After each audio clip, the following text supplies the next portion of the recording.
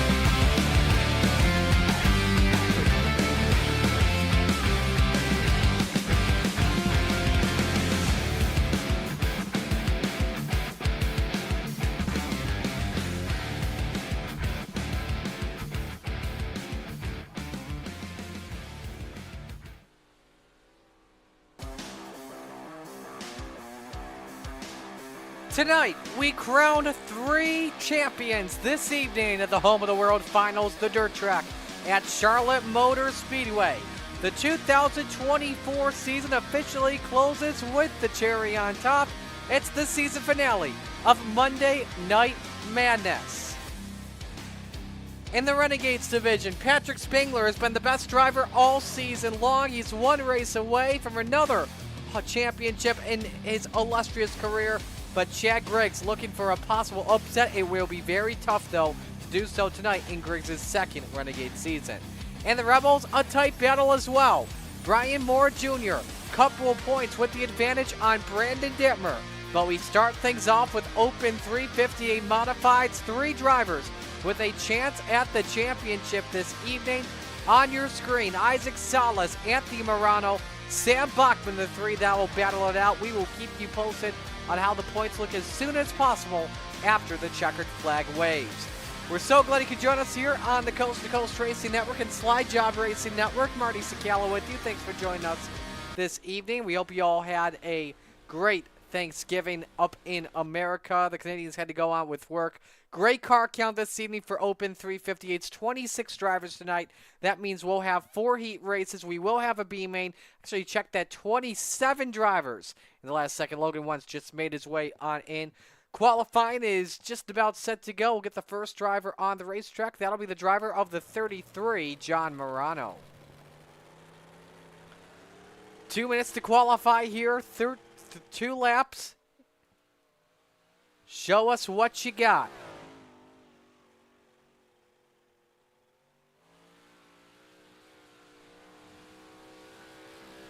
Lap 1 underway for the driver of the 33.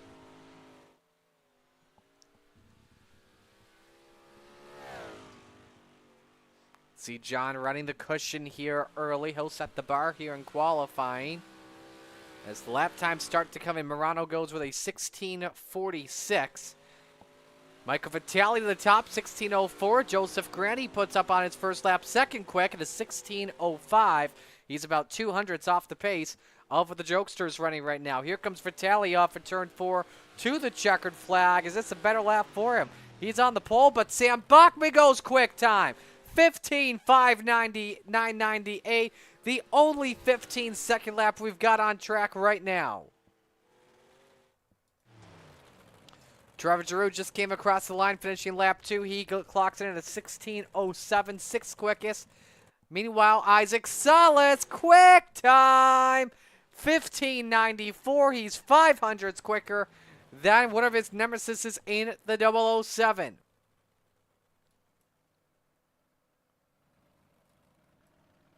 Check on here where Anthony Morano is. In qualifying, he went 9th on his lap. Kurt Schatzer across the line with under 10 seconds left to go. Kelly Wheeler up to 9th. Schatzer, a better lap, 16:138. Wentz won't get in time. Salas the quickest, and so Brian Dickens, Kurt Schatzer, Michael Vecchio, Eddie Brissett, your pole sitters for each of our 4 heat races this evening with our open 358s. We're ready to go for heat race number 1. That's brought to you by Gambler Motorsports, an official team of the Coast to Coast Racing Network. Here's how they line up. It's Brian Dickens is on the pole in the 122. Next to him, it's Kelly Wheeler in the 110. Row number 2, the Bandit, Randall Dixon in the 11, and Slide Job, Isaac Salas in the 5. Row number 3, the Moose have been let loose for heat race number 1. Joe Musso in the 00 and Jake Musso in the 44. Final car on the grid this evening, Jake the Snake Henry. He's in the 171.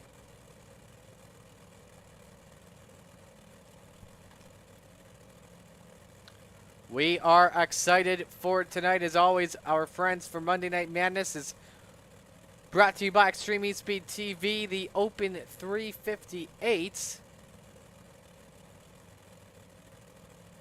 Are brought to you by our friends at Regency Home Inspection, proud partner of Brian Lawson. Well, as always, let us know who you're rooting for in the chat. We'll give you a shout out live and on the air. Hello to our buddy Butters, as always, checking in.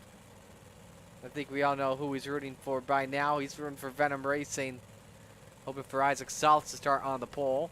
Just got the 7 drivers on the track. And they roll off here.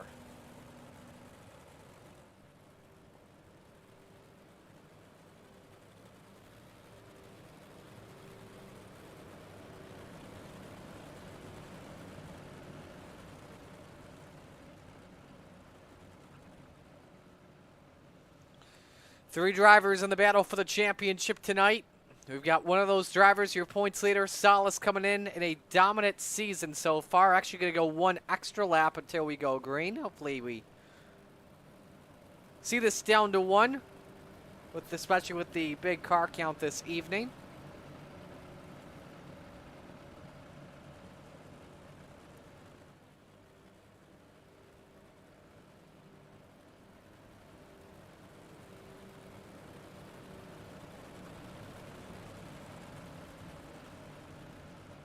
Steve King Foundation pace car is on pit road.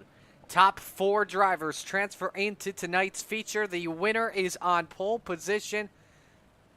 Brian Dickens and Kelly Wheeler set to bring us to green, the 122 and the 110. Heat race number 1 underway for the Open 358s.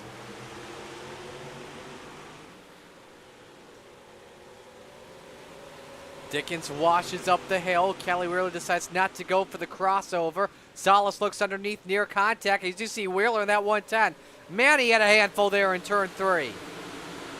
Battle for 4th breaks out between the Moose clan. Randall Dixon, some slight contact with Jake Musso. That 44 with the slight advantage on corner exit.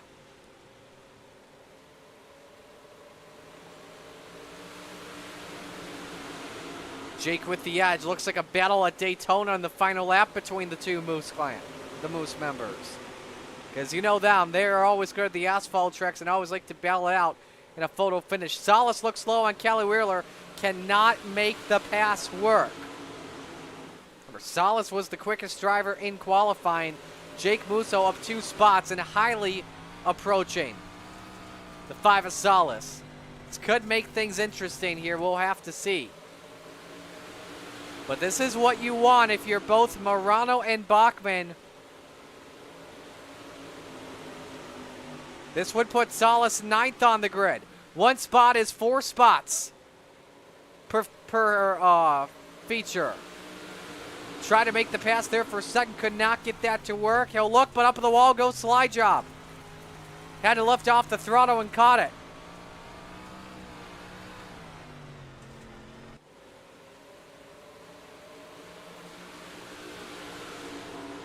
Meanwhile, Dickens still with company from Kelly Wheeler as Salas sends her deep. Off at turn 2, great onboard for the back of Dickens. Wheeler, the quickest driver on track last time by. We're coming to the white flag. 1 lap to go here in heat race number 4. Heat race number 1 of 4, I should say. Who is going to start on the pole? Dickens leaves the top open. Kelly Wheeler's got a shot, but Dickens to send it in to protect the slider line. No yaw in 3 and 4 for Dickens. Wheeler's got a chance. Side by side, it's Dickens. They say Wheeler, though, by 5,000s. We'll have to check with iRacing, but I thought it was Dickens at the line.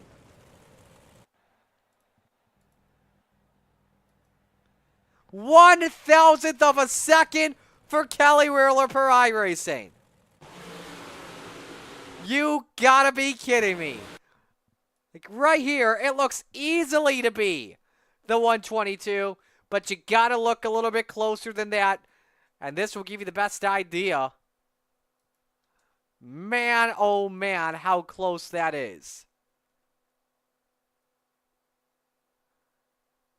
Man, I tell you what, I wonder if the transponder on the 110 was moved just a little bit up front to try and get that 1,000th of a second advantage, possibly.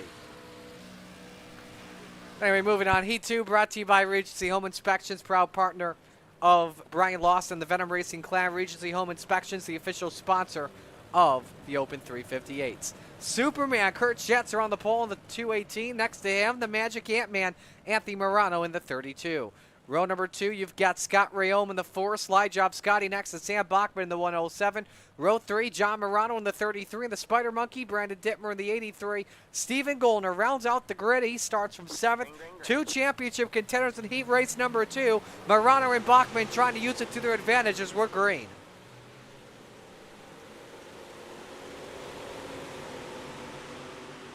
Good run for Morano around the outside for the race lead. And he's got it, the Magic Ant-Man to lead the opening lap. All of FTM utilizing the top shelf around this racetrack, except for John Morano, who's downstairs. Bachman looking for spots. He may go 2 for 1, 3 wide for second. Bachman needs the spots, though, that's for sure, if he wants some sort of chance of the championship. He's got the toughest chance to win it. We're nearly 4 wide for the race lead. Just remember, we saw the drivers here, I believe the last time we were at Charlotte a couple weeks ago, the drivers went 5 wide. I believe it was on lap 2 of the Open 358 feature.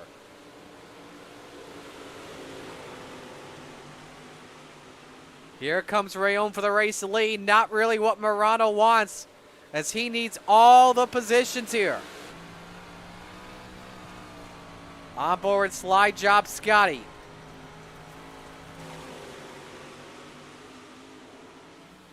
Bachman needs all the positions though. Morano would be fine with finishing second, but obviously he wants to start in the front row tonight. Bachman needs a heat win here. 3 to go in heat 2. Rayom underneath for the race lead. Slide job, Scotty. Morano counters the back and hangs on with 2 to go. And Bachman's look gave Schatzer the advantage. He's up to third. 16-12 last time by. Tries to thread the needle. FTM bread sure tastes pretty good right now. So we've got 1 to go in Heat 2. Rayom trying to seal it just like how Kelly Wheeler did. But Morano defending perfectly into the corners. And the Magic Ant-Man on the front row, just what he needs to help him out towards the championship. Morano wins Heat 2. Rayom second, Schatzer third, Bachman fourth. There are the transfer cars. Dittmer fifth, John Morano sixth, Stephen Goldner seventh.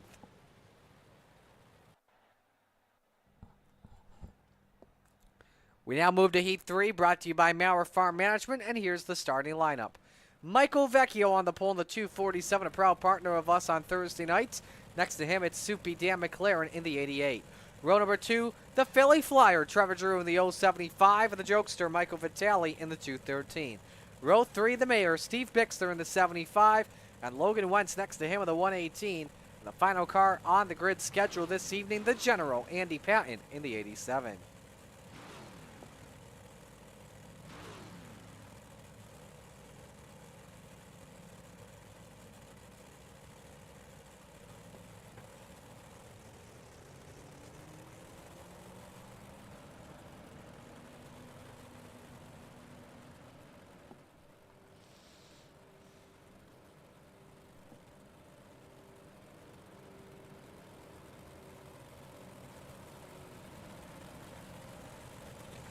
See who's checking in here. Jeff Barker wondering where Butters races. Jack Cote back with us. The Bills did look good last night. We're definitely hyped up. It's not only just winter season, but it's also MVP season. For a man named Joshua Patrick Allen, as Michael Vecchio getting a little fancy on the loud pedal. Green, green, green. Green is out for Heat 3.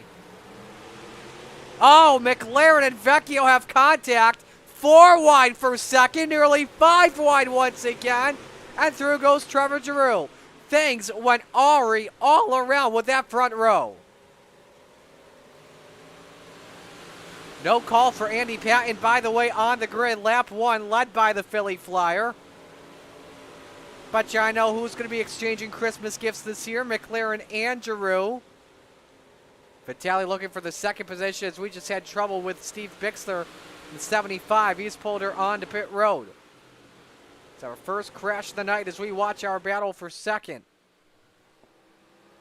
Ooh, slight contact once more. Here's a look at what happened to the Mayor. Around the outside of Vecchio, caught the wall all by himself. And just hooked on. And hung on as well. Logan Wentz with a final transfer spot as he's taking it over Michael Vecchio. Man, that's a tough break. The man that was third quickest in qualifying may be in the B main this evening. We'll have to fight for a spot in. Wentz underneath on Dan McLaren.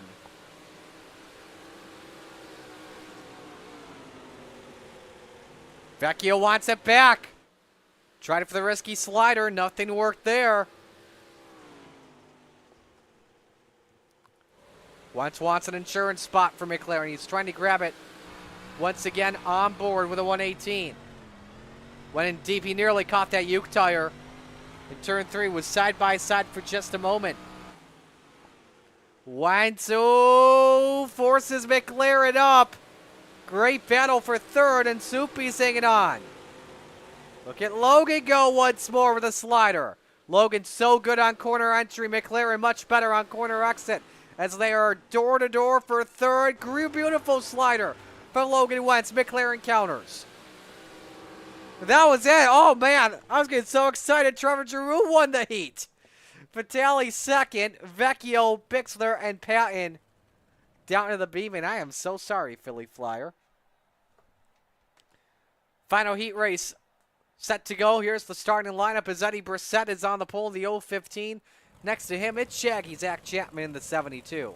Row number 2, Dean Reynolds in the 79, and 100 grand, Joseph Grandy in the 518. Final row tonight, Bud Molyneux in the 883, and Canada Connor Ross in the 35. Cote says some guy named Saquon Barkley may have other plans. Hey, if it were not for Josh Allen in a season where this team is pretty much rebounded after a lot of key losses on both sides, we're probably talking about a team that's fighting for the final wild card spot right now. So that's why Josh Allen should be MVP. And man, what a week UCI gets engaged to Haley Steinfeld. Makes a touchdown pass to himself as a equivalent to a Gordie Howe hat trick. And wins that game. Big hello as well to Bill Calder. We're very glad that he is with us in the chat on Champions Night. As Zach Chapman's had issues in the 72. Joseph Grandy has to check up because of it. But regardless, we're green for our final heat race of the night with the top 4 transfer. Oh, Shaggy sideways in front of Grandy. Hello, B-Main for both of them. We may have your top 4 all figured out by now. As you've got Dean Reynolds looking low on Brissett for the race lead. There he goes.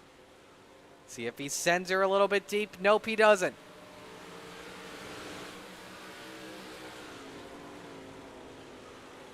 You know, trying to help out his FTM buddies. And trying to get the top contact between the leaders. Reynolds just slowed up just a little bit. Sends her deep with a slide job. Brissett reads it well. And counters at the 0-15, still hanging on for the lead. He tries to pinch his way up, but still door to door. And Reynolds clears. So Dino out in front, but keep your eyes out on the guy in third. That's Bud Molyneux. And if I recall correctly earlier this year, Molyneux's podium came at this track. He's 8th in points on the season. Connor Ross set to pass for third.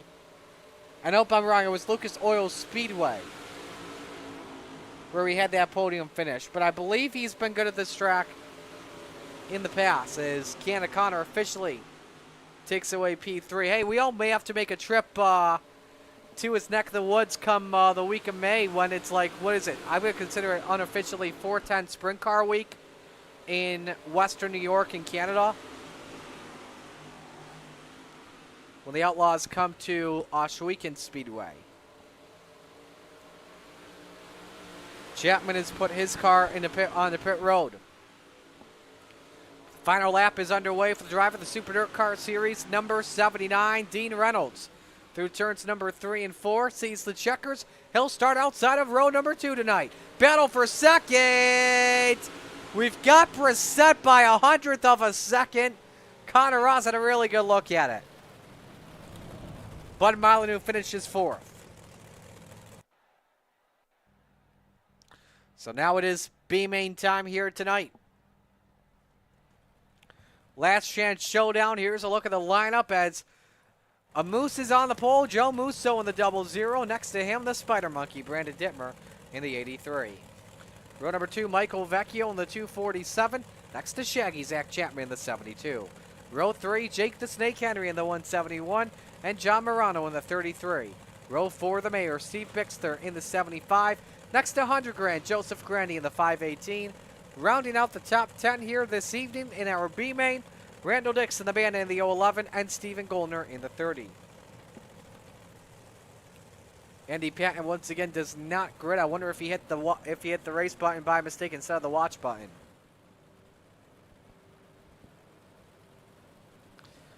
But we'll keep your eye on that 5th row very closely. Both of them know how to get it done at Charlotte. Dixon in a modified. Goldner, of course, in a sprint car, knows how to get it done here.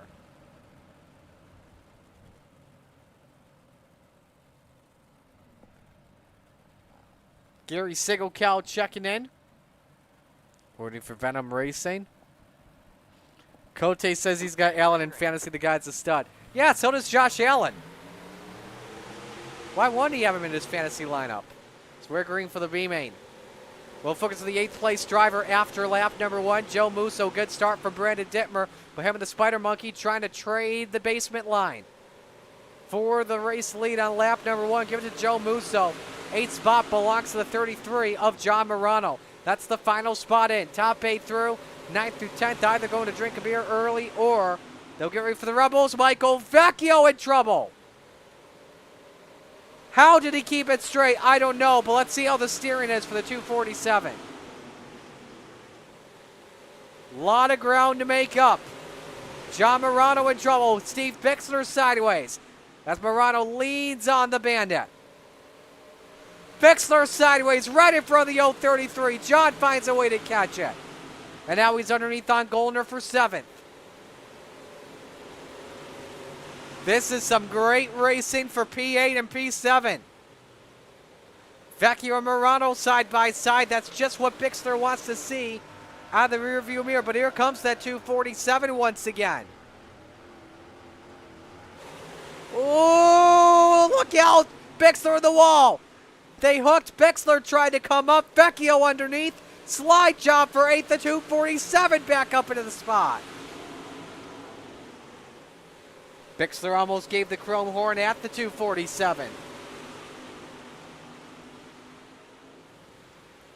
3 cars all under a blanket. 8th spot is on the line. John Morano running out of time. He's got 4 laps. Oh, that may help him out. Big contact. Goldner up on the wall with Steve Bixler. And now Bixler's got the final transfer spot. I don't know what happened with Goldner, if he ran out of room or something. But now the 30 is hanging on to a spot in. And it makes me wonder tonight if he put in the baseline setup that iRacing gives you, either that or not the Swan baseline setup or his own custom setup. We'll have to see. 2 laps to go. He's past John Morano for 9th. Now can he get Bixler for 8th? What a run this would be for the mayor if he can get it done. 2 laps to go in last chance showdown number 1. Goldner downstairs. Slide job for 8th. Goldner's got it. Bixler counters it back. 1 lap to go. Bixler with a slider of his own. He gives Goldner the room. They're still side by side. Goldner up on the wall. He tries to sound it downstairs. Oh, he caught the Uke tire. No yaw. Steve Bixler makes it in. Oh, baby. Joe Musso picks up the win in the B main. Whew. That was some hard racing. 2 drivers refusing to lose, refusing to quit.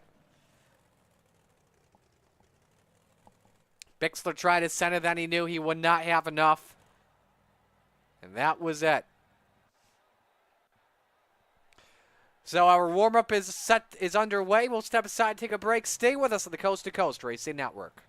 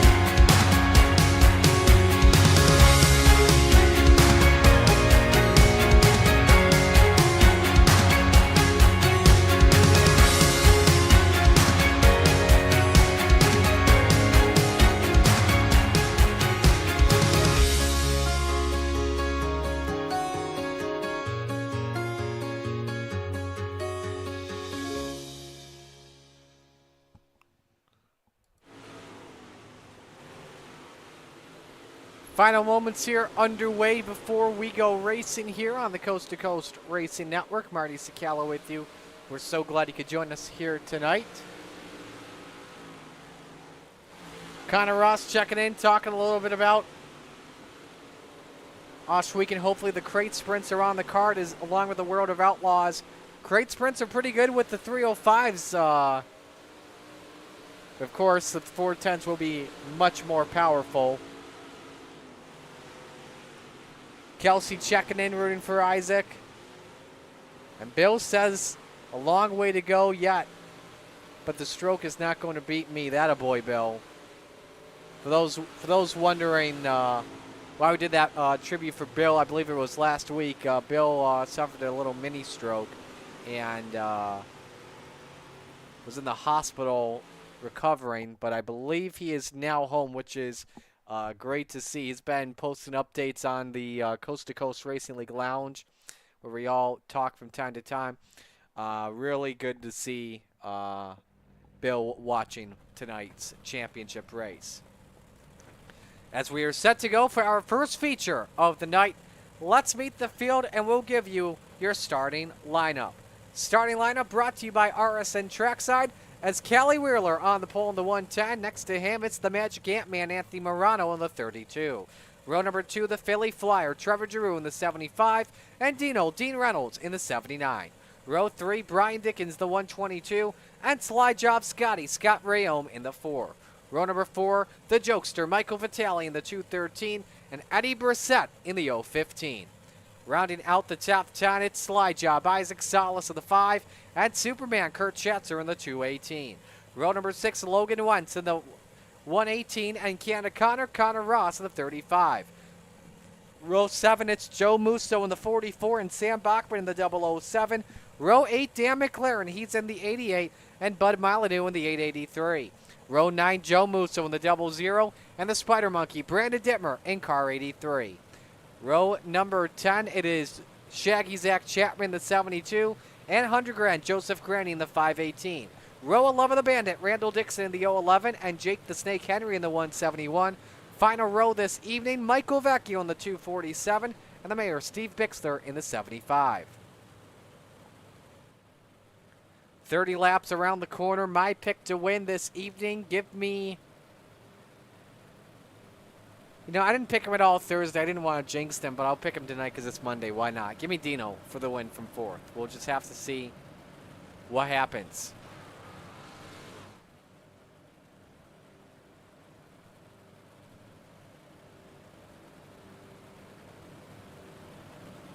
"24 drivers, 30 laps. A champion will be crowned tonight. 3 drivers in the running. Isaac Salas, Anthony Morano, Sam Bachman. The numbers on the right, their worst finishes of the season. Salas has to beat 20th to drop. Morano must beat 15th. Bachman must beat 16th. Time to shake and bake for the first time tonight at Charlotte. It's time to get it on.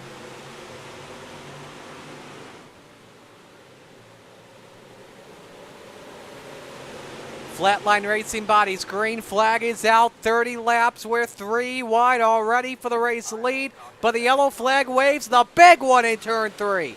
Schatzer on his lead. Brissett, Grandy, Dittmer, Henry, all involved. So we go to the Malcolm's Mill running replay for our first caution of the night and show you what happened. Watch the Spider Monkey. Nope, it starts with Schatzer. Got turned up in the air, went Superman.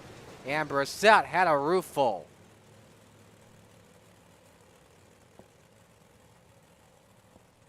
Let's get you another angle here with Schatzer.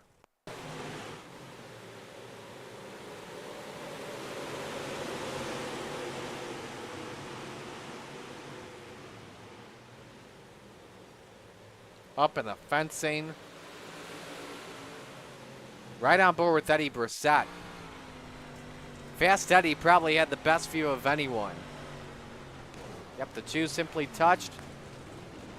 And there it went.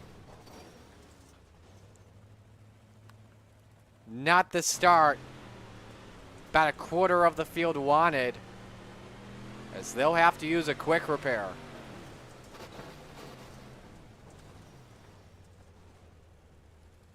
Give you one more here, Joseph Grandy.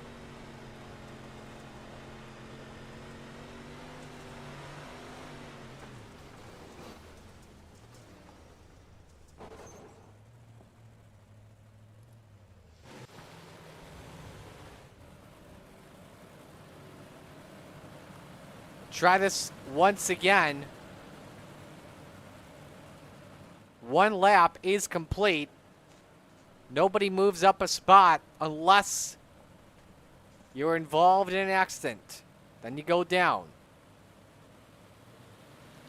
Try this once again.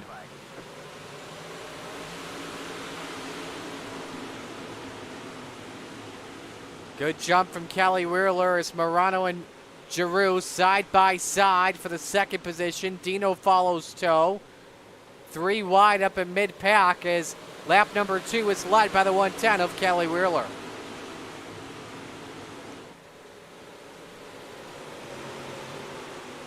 Giroux still trying everything downstairs for that runner-up spot. Not working where he wants to go. Meanwhile, Isaac Salas up through to the 6th spot. He started 9th. He's up to 6th. So 3 spots he has gained early. Morano now looking underneath for the race lead. Up the hill goes the 32. Wheeler able to counter it back. Side by side, Wheeler by a nose. We've got Sam Bachman mid-pack in 11th. We saw Reynolds had to lift there to avoid rear-ending the 110. He's got company underneath as well. That's Giroux, 3 wide for 2nd spot. Ooh, hang on, Trevor, 4 wide for the race lead for just a split second. Look how tight the racing is early at Charlotte Motor Speedway.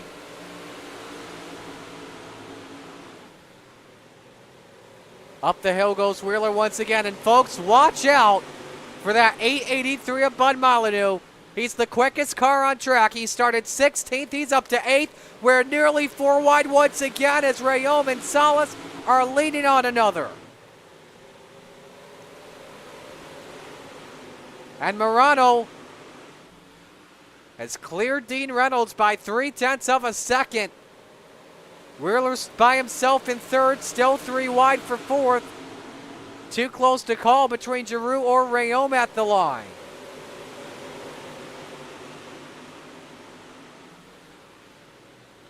Rayom with a big sign. Salas, so good up on that top shelf. May have edged out his teammate at the line. As we work lap number 10, let's go to the fall to the 5-lap average for the first time this evening. Your top 2 have clearly checked out the hotel over everyone else, Morano and Reynolds. Sam Bachman up in 8th is pretty fast as well with that number 7.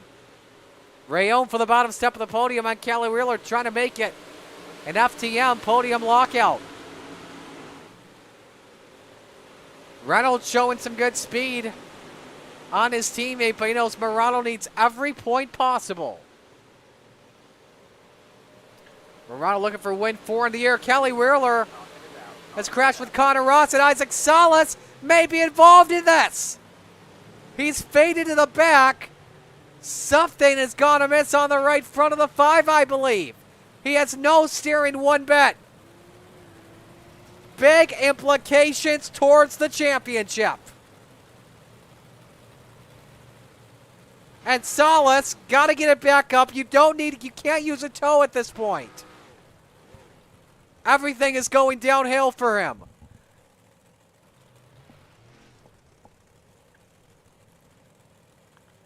Oh no! Isaac having to use a toe. What happened to Kelly Wheeler? Was there contact for the 5? No, Kelly caught the wall right in front of Salas. No steering and hard contact in the wall.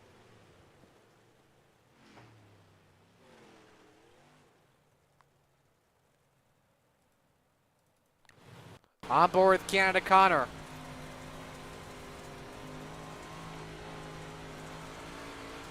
Salas just didn't see that coming one bit, and Connor had absolutely nowhere to go. Car goes up on 2 wheels. To even say up on 4 wheels with all the impacts he took.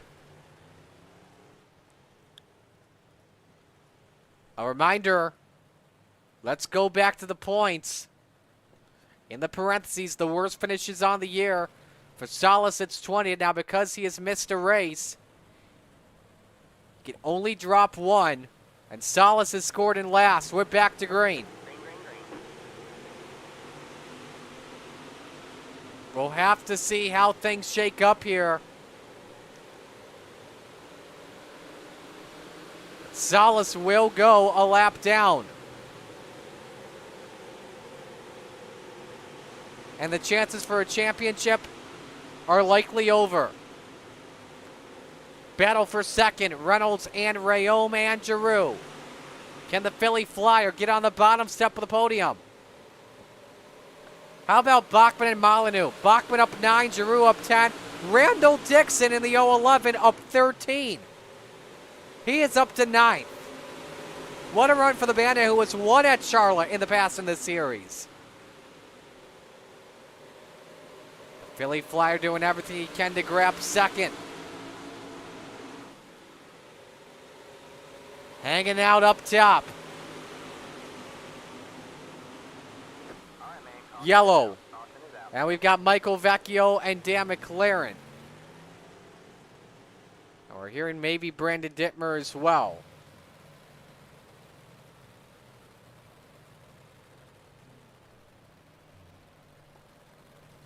This was the first moment here with the Spider Monkey.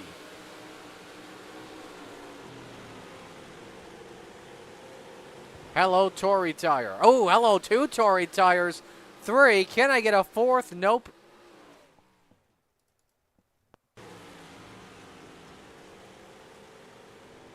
And then here's Dan McLaren. So Dittmer was not the cause for the yellow. Dan McLaren just spun out. Oh, that was very strange. He almost took out some light poles there. So this had to have been the cause of yellow here with Michael Vecchio. Oh, yeah. Bixler gone to Jake Henry. Vecchio went around Brissett with a great miss. So every restart rest of this race will be single file.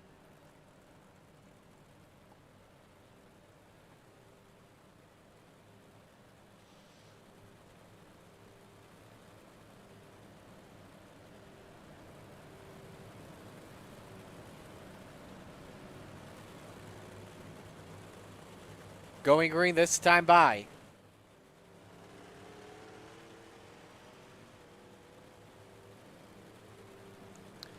So Morano the leader. Reynolds second. Giroux third. Rayome fourth. Bachman fifth. Molyneux sixth. Wentz seventh. Dixon eighth. Dickens ninth. And Vitale 10th. Molyneux and Dixon each up at least 10 spots. We could see maybe 4 or 5 drivers all together hit up 10 as we're back to green.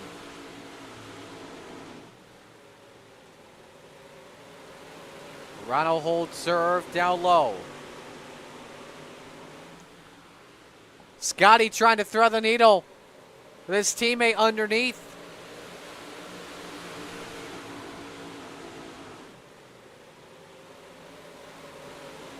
Giroux closing pretty well there on Dean Reynolds that last time by. But still has Rayome to deal with. We've got 12 laps remaining.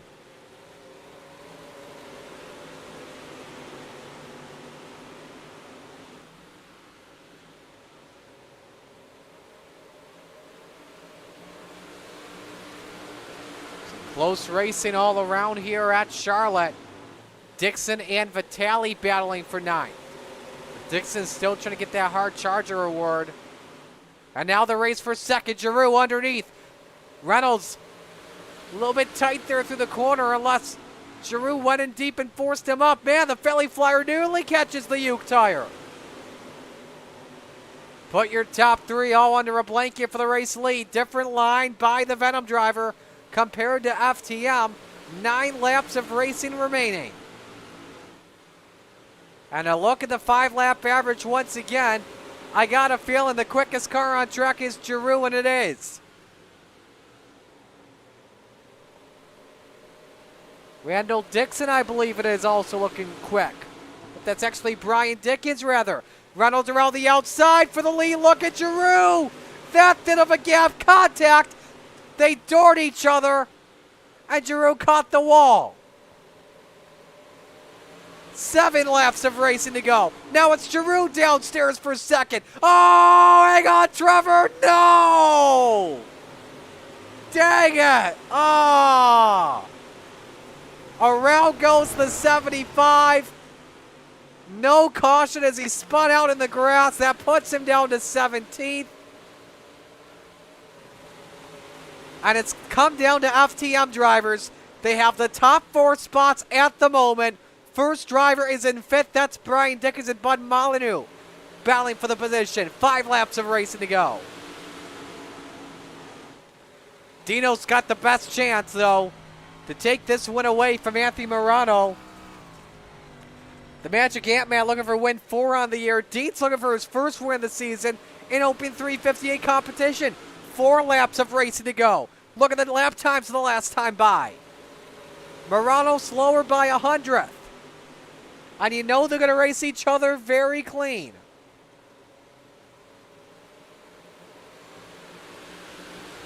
Obviously, Reynolds has won a lot of modified races, but he has never won in the Open 358 class. He's finished second 5 times tonight. He doesn't want to make it 6. More company from Rayom and Bachman right behind. Reynolds is there at the door. 2 laps to go. Top shelf where Mama hides the cookies. Dino can't get the grip there off in turn number 2. But he's so good in turns number 3 and 4. White flag waves. We're on the last lap. Dino's got the lead at the line. And now he's got the afterburners turned on. Morano not done yet. He can send it deep. Reynolds sends it deep though as well. Through 3, through 4. Dino gets the cookies and his first Open 358 win. Morano second, Rayom third, Bachman fourth. FTM sweeps the spots. Brian Dickens fifth. How about that race? What a finish. And let me tell you something. I feel like if it were not for Giroux spinning, I think we're talking about the 75 in victory lane right now.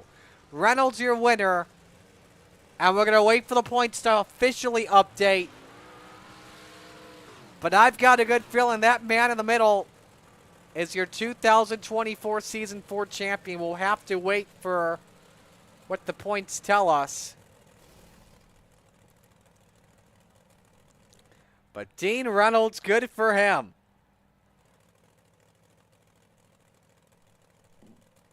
As we take a look at the results here, 1/4 of a second victory at the end. How about your top 4 separated by 0.6 of a second at the end? Bachman, your biggest mover, up 10.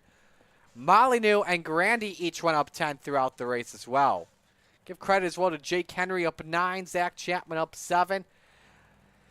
But the heartbreak of the night, without question, the entire Venom gang he saw. Giroux make his way up to 14th, but Isaac Salas involved in that second yellow. Dan McLaren also with an accident under green flag conditions. Still checking on the points here to see if Patrick's put them up yet. And nothing coming in just yet.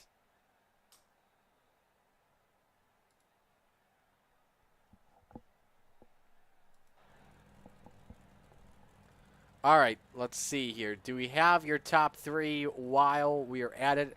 I know we can definitely talk with the 3rd place man. And we've got 3 your top 4. We got your entire top 3 is in, so we will begin with Slide Job Scotty finishing 3rd. Long time no see, man. Yeah, it's been a few minutes. Yes, it has. Hey, how about that race as a whole for FTM? That was close, and that was a whole lot of fun. That was fun at the beginning there. Well, we must have been running 5, 6, 7 of us right in a pack right there at the front. It was a little nerve-wracking, not going to lie. Definitely was. Take me through how your car was throughout the night. It felt comfortable, real comfortable. I think I missed a little bit on the gear. I know the other guys were running just a touch higher than I was. I expected it to be a little bit more slick through like the middle of 1 and 2, but I mean, for the most part, right at the end there, Sam was catching me, and I was telling him, like one of our jokes in Discord is, "I'll just go get your interview," like when someone's about to pass us. But so he was catching me. I'm like, just go get your interview, Sam. And he's like, I got to get around you. And then I noticed where he was running on 3 and 4 was right up against the wall. And so I tried that, and I gained on Dino. So I was like, oh, that's actually pretty quick up there. So the top in 3 and 4 was definitely the place to be for me anyway. Who do you want to give shout outs to on this run? All the guys over there at Full Throttle Motorsports, Dino obviously over at Super Dirt Car. Things got a little heated in Discord earlier, so we all have to step back and take some deep breaths. And congratulations to Anthony. I'm not sure who ended up with the championship, but we're him still and Isaac, waiting for that. Him and Isaac, it's always a treat to run with those guys when they're in a points championship race like that. So. Gunner at Swan Speed Shop, this was one of his setups. All of us ran it, as a matter of fact, and we just all changed the gear, but we were all on one of Gunner's setups. So you, Marty, for another season of doing the broadcast, all the guys over at Coast to Coast for giving us a place to race, and I think that's it. I don't know. All right. Well, hey, awesome job, man. Congratulations on a podium finish, and hopefully we're talking to you again on Thursday. Yeah, we'll see. I'm not even sure if I'm going to be there yet, so we'll see. All right, sounds good. Scott Rayone finishes 3rd. And let me see here if we've updated anything regarding... Still have nothing on that, so we're going to wait on Morano here in just a bit while they work on him, because I have a feeling he is going to take it all. Still waiting on Patrick to update that, but... Dino, you almost caught us at a bad time. I'm not even going there. Oh boy, I got something better than popcorn for you.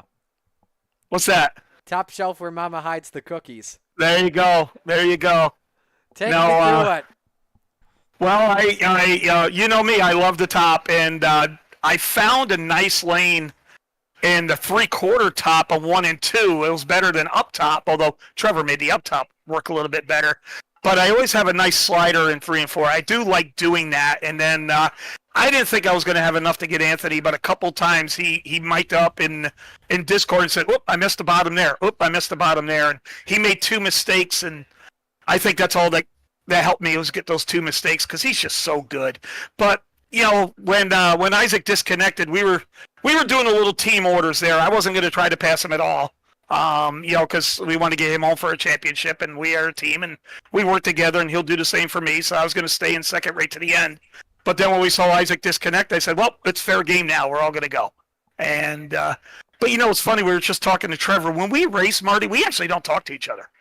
We don't say what we're doing. We don't say if we're going to throw a bomb, we're going to do this. Because I think the reason why is because we want to beat each other. So, but what a fun race. I just love Charlotte. Charlotte's my favorite track, and, have a lot of luck here. Got some wins here. And, this is one to cherish because when you talk Coast to Coast, you talk Anthony Morano and Isaac Salas. And, it's one time out of 100 you're going to get around them and actually get a win. And just happened to be tonight.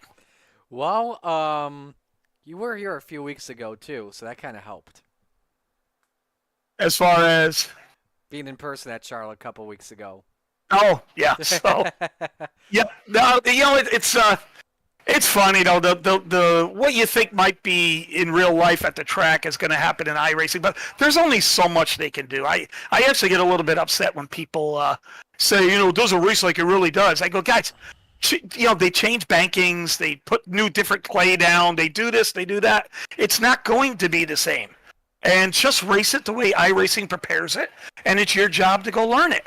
And, especially with these open sets. Gives you a little bit extra to tweak, although the only thing I tweak is gear, because I used the Swan base. That's all I used.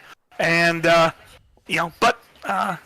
Charlotte just don't know whether it's the banking or the way it's shaped or what, but I just seem to have a little bit more speed here than I do a lot of the other tracks. Well done tonight, man. Who do you want to give shout-outs to? Well, I got to say thank you to all the guys at Full Throttle Motorsports. very proud of being part of this team. And not only did we get a sweep, we got a top 4. So that's the Grand Slam. I don't think that's the podium. We'll call it the Grand Slam. So that was really space. Yeah, and I mean, Trevor, he gave it all, and I tell you, it just, he hopped into Discord and congratulated us and class act, and got to thank those guys at Full Throttle Motorsports. Just a good team to be with. Swan Speed Shop, codename C2C, get 20% off all his sets. As I said before, Swanee likes doing 358 sets, and get in there and with a subscription, you get every set he has. And he's getting dig every morning, 4 o'clock in the morning. My phone goes off because I got the notifications on his Discord, and he's updating sets every day. So, get in there and support Swanee. Congratulations to Anthony and Isaac on a great battle for the championship. Is it official? Did Anthony get the title? Yep, it is official. Morano by 29. And, well, congratulations to Anthony on another championship. I mean, between him and Isaac, hopefully they'll spread some wealth and let us get a couple here down the road. But they are the kings of coast to coast, and it's fun just to race with them. And if I can finish ahead of them, it's just an extra bonus. Marty, thanks to you for doing the telecast. Thanks to Brian Lawson and Regency Home Improvements, Home Inspections. I keep on forgetting what it was. We gotta thank him, and hey, we gotta win. Good way to end the year. Hey, it's your first Open 358 win too. You've won in all the other classes. Yes, thank you. Yeah. This is the big monkey off my back. I was me and Anthony were the big 2 proponents to Roger to do open set 358s and give it a shot. And, I like the fixed setup stuff because I like being even, but I said to Roger, there's no egos in the 358s, and he gave it a shot, and it's ironic. I don't know how many seconds I got. You could probably 6. Look that up.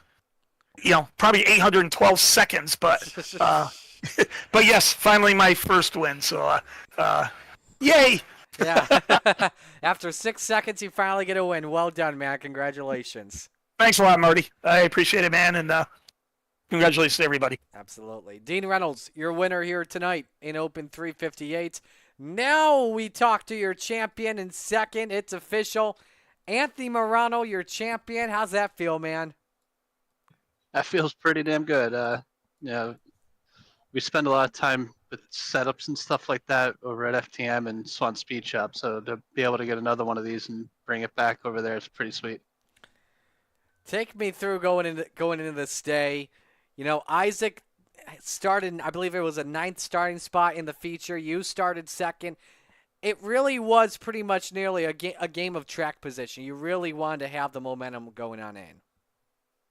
Yeah, I think that's always a bigger thing. I know I didn't qualify as good as I hoped for sure, and Isaac got the 5 points going in, so I think we were 6 points going into the night and then another 5 for him there, so he would have had an 11-point gap going in, so I knew I had to work my tail off at that point. So I don't even know what happened. I haven't gone back and watched it yet, so I'll be doing that here in a minute and see what happened with him there. I would have liked to race him out for it up front, but sometimes that's just what happens. How'd you feel about your car throughout the entire night? It was pretty good. I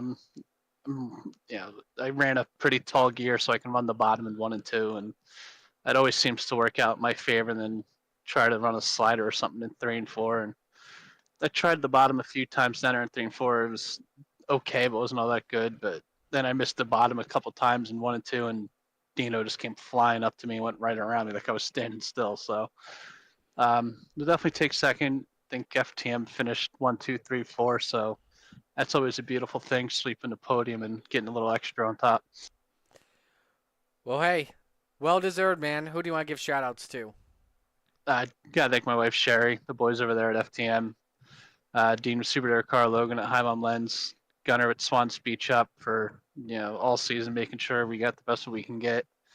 DJ Sim Shop, Expert Installation, Castleberry Flagstone, MDI TV, GripHack.com, Bowman's Designs, Regency Home Inspection, Marty, you and Shaggy for doing the broadcast for us all season, and everyone here at Coast to Coast. All righty, man. Well, congratulations. Another championship to add to the mantelpiece. Well done, man. Thanks, Marty. The Magic Ant-Man, your champion. We will step aside as we go to break. Stay with us. Rebels coming up next to the Coast to Coast Racing Network.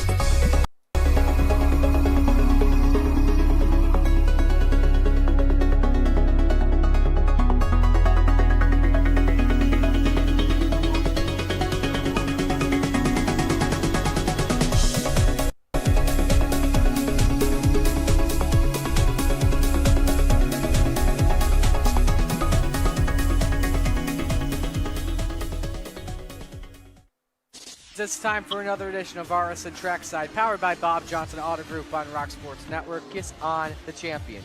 Trying to be a bit of a hiatus, so let's get. Right when we talked about it.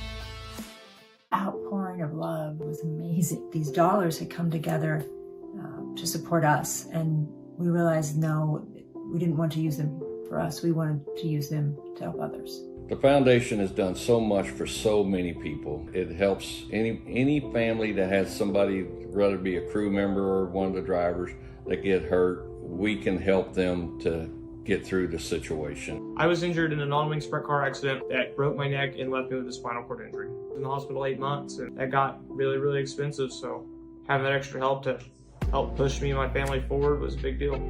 I was involved in a pretty gnarly sprint car crash, found out my brain was swelling and bleeding, pelvic bone was broken. I had 2 cracked vertebrae on my back, and I was in the ICU a little over a week. The Steve King Foundation reached out to my parents. We received a donation from them. Immediately, they started me on what's called neurofeedback, and insurance did not cover the neurofeedback appointments. So we received another donation from the Steve King Foundation. It really helped a lot, and I just want to say thank you. Thank you from the bottom of my heart to the Steve King Foundation for everything that they have done for me.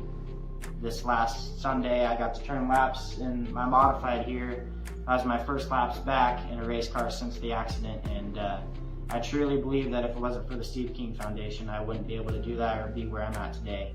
Yes, Steve's death is the reason the foundation exists, but it's Steve's life, and it's the lives of racers everywhere, is the reason we're able to do the work we do.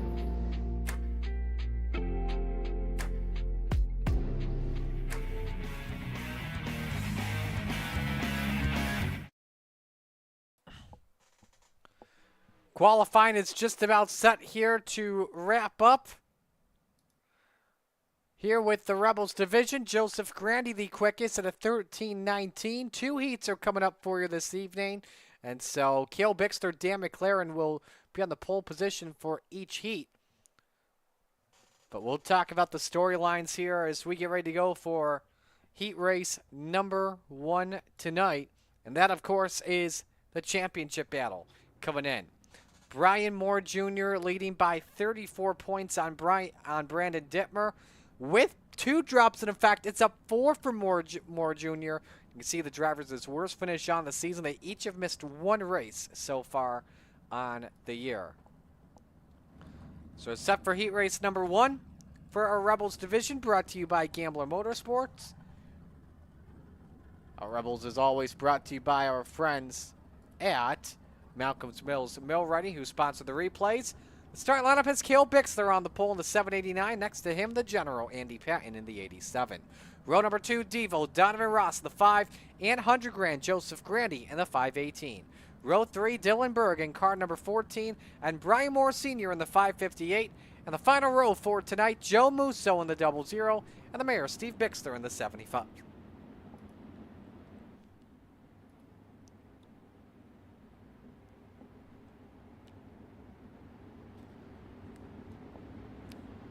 The reason why we had to wait, by the way, to figure out who the champion was, Sim Racer Hub was taking its sweet time. It wanted to drink its coffee very slowly, or wanted to be like a fine wine getting better with age or something. I don't know, but you figure it out. Heat 1 set to go. This is the insider heat. As the winner is on pole position, green flag is out for the first one. Bixler sideways in the center of 1 and 2. Andy Patton comes away with the opening lead. Joseph Grandy through the second spot. Battle for third. Brian Moore Sr. headed dart ways. Contact with Bixler. Hard to the wall. And upside down goes Sr. You could just see that coming. Bixler, meanwhile, went around. At least it wasn't Junior. That would have made things a lot interesting. Battle for the lead. Joseph Grandy underneath on Andy Patton. The General fighting back in the 87. And Patton hangs on for now. Inferno Motorsports 1, 2, 3. Dylan Berg in the 3rd spot. Grandy with a slider of his own. And here comes the 3rd Inferno car. Dylan Berg closing in on things. He's got a great perspective. Pat with a slide job up to the wall. Grandy clears and has the lead. Berg with a mega slider. Oh man, nearly popped the wall with the right rear. Would have definitely destroyed things with that number 14 for sure. 3 laps to go in heat race number 1. Quickest car on track. Donovan Ross, the Sim Racing Concepts, number 5, 13:28. Luckily, again, everybody makes it into the show. No matter what spot you finish in. Let's go to the race for second. Berg underneath. Slide job on Pat in the wall. No, that was net code easily. Dylan Berg on his side. Loses the top wing. Regains it. That was nobody's fault except iRacing's. And Berg is the one that pays the price. That was clearly a netcode deal. But here comes through 3 and 4, Joseph Grandy in the Inferno Motorsports 518. 100 grand puts her on pole tonight. Patton 2nd, Ross 3rd, Joe Musso 4th, Bixler 5th, Berg 6th, Bixler 7th, and Moore Sr. 8th.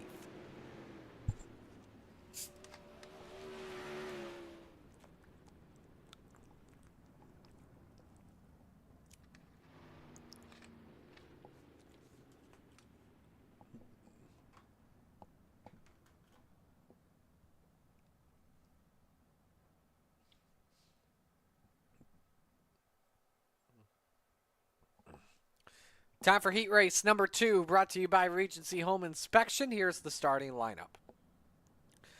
Dan McLaren on pole position in the 88. Next to him, it's Brian Moore Jr. in the 09. In row number 2, Moore Jr.'s championship nemesis, the Spider Monkey, Brandon Dittmer in the 83, and Shaggy Zach Chapman in the 72. Row number 3, pair of Canadians, Roger Craig in the 747 and the Goose Jack Cote in the 11. The final row for tonight, Greg Parmalee in the 4, and the captain, Gary Taylor, in the 34.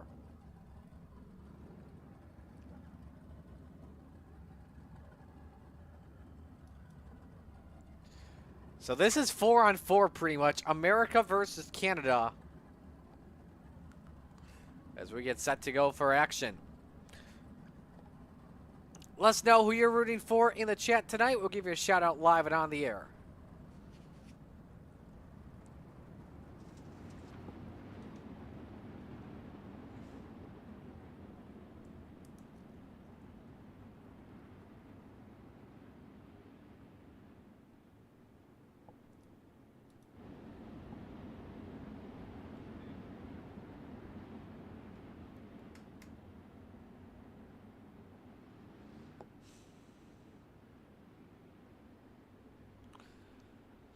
So here we go for our final heat race of the night.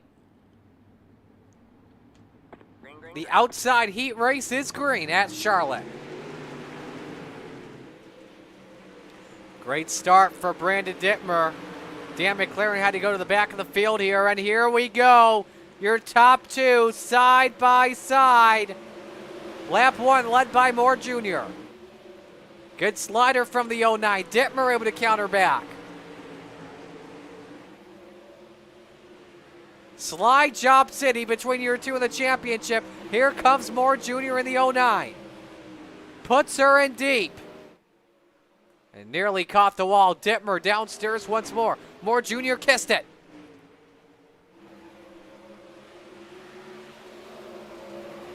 On board with that 09 car. Moore Jr. wants to send it once again for the lead. They're still wing to wing off the corner. Dittmer able to clear. Remember, if these two are, one finishes out in front of the other, whoever's in front will start by 2 positions. Zach Chapman wants to spoil things up. Would love to see would love to help out his fellow booth boy, that's for sure. For second on Moore Jr. The 09 tried to slam the door right in his face. Didn't work though. 2 laps to go.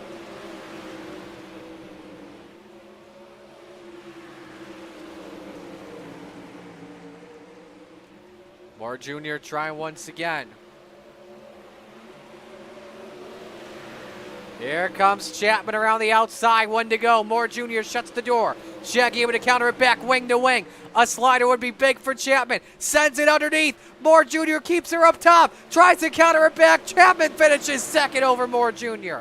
Dittmer wins. Cote 4th. Craig in 5th. Parmalee 6th. McLaren 7th. Taylor 8th.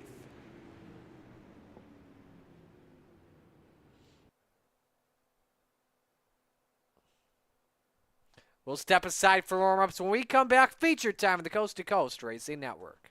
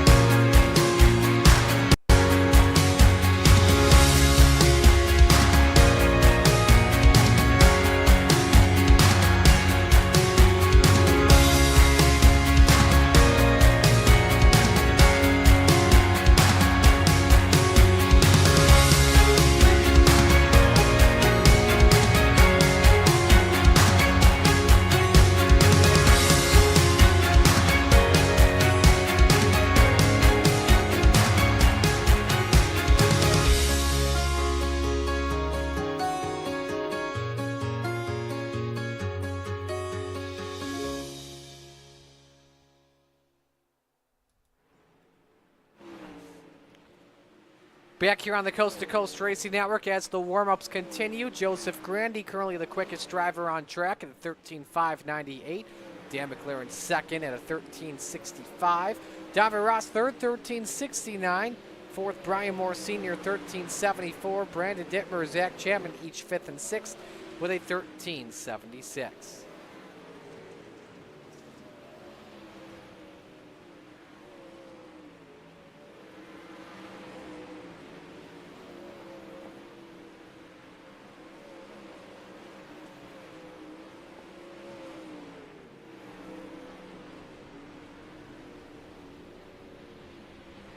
As the warm-ups here wrap up, drivers making their way around the dirt track at Charlotte.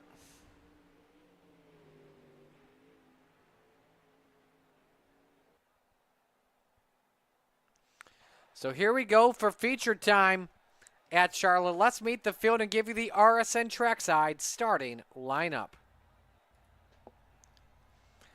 On the pole, 100 grand, Joseph Grandy in the 518. Next, the Spider Monkey, Brandon Dittmer in the 83. Row 2, the General, Andy Patton in the 87. And Shaggy Zach Chapman in the 72. Row number 3, Devo, Donovan Ross, the 5. And Brian Moore Jr. in car number 9. Row 4, Joe Musso in the 00. And the Goose, Chad Cote in the 11. Rounding out the top 10 tonight, the Mayor, Steve Bixler in the 75. And the Bassman, Roger Craig in the 747. Row number 6, Dylan Berg in the 14, and Greg Parmalee in the 4. Row 7, Cale Bixler in the 789, and Dan McLaren in the 88. And the final row 4 tonight, Brian Moore Sr. in the 558, and the captain, Gary Taylor, in the 34. So your championship contenders, Brandon Dittmer starting second, Brian Moore Jr. from 6th on the grid. One final look at the points before we go green. With one drop, it's Moore Jr. by 34. Their worst finish is in parentheses. Each driver's missed one race on the season. Moore's worst finish is 7th. Dittmer's is 19th. With 2 drops in effect, it would be Moore Jr. by 4.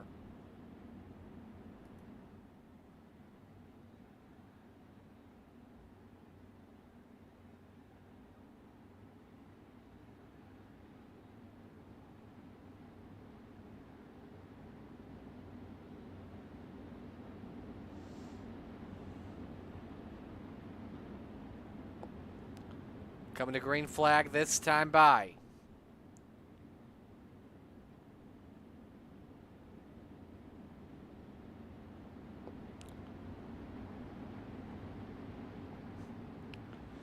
.30 laps around Charlotte. Top 5 transfer to the Renegades pending on IL.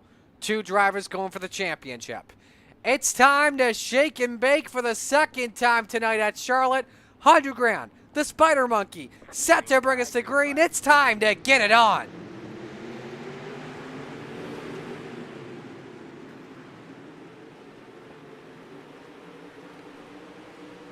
Flatline Racing Bodies green flag is out for 30 laps around Charlotte, and Joseph Grandy leads the opening circuit. Dittmer and Ross battling it out for the second position. Tight racing here for 5th. Moore Jr. and Andy Patton nearly got together.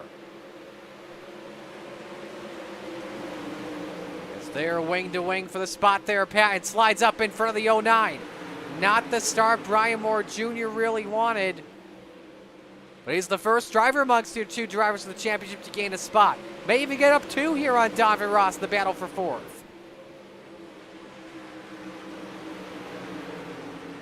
Side by side off the corner, and Moore Jr. takes the 4th spot away. Chapman trying to grab 2nd away from Brandon Dittmer. Won't be able to make that work just yet. A lot of drivers there putting in their best lap of the race last time by. It was Brandon Dittmer that was the quickest at 13.89. Dylan Berg up 3 after being involved in the netcode incident. Battling Joe Musso takes away the 8th spot. Dan McLaren involved in a wreck earlier with Gary Taylor. Up 4 to 10th, and same with Brian Moore Sr. Patton fading a little bit early. Let's go back to Moore Jr. as he got a little bit loose off the corner. Devo fighting back underneath. Zach Chapman loses the top wing in the 72. He caught the wall. but he's got the magic in him. As you've got 3 cars under a blanket battling for 4th. Chapman up on the wall once again. Meanwhile, Grandy, your leader by about 9/10 of a second. Chad Cote wants to be a part of this battle as well. Kale Bixler pulls her off track. We stay green. On board with the Goose. He's found his way past 1. Now looks to get past 2 with Brian Moore Jr. Would be a big loss of points. Has to send it. Can he clear? He cannot. They're still side by side. And now Moore Jr. tries the slider on Zach Chapman. Cote has to check up because of it. Great racing here at Charlotte for the bottom step of the podium and for the final spots in the Renegades. Devo looking really good downstairs. He's found his way past the 09 and just edged him out barely. 11 laps complete. It's still Joseph Grandy, your race leader. Let's pull up the 5-lap average. You can see he and Brandon Dittmer are each the best cars on track.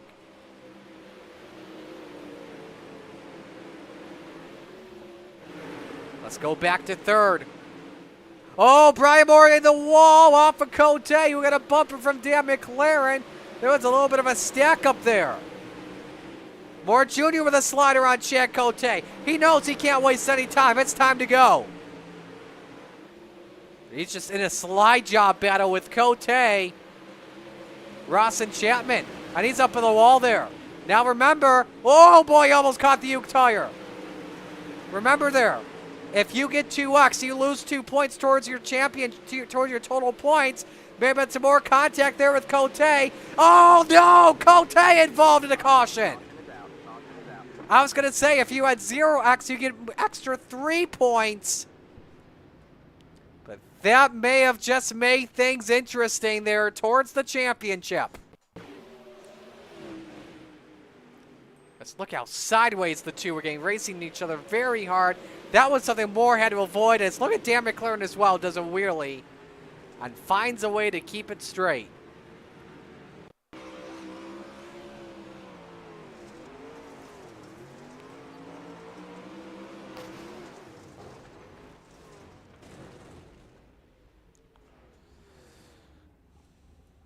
And that is one the Goose will have to use a quick repair for.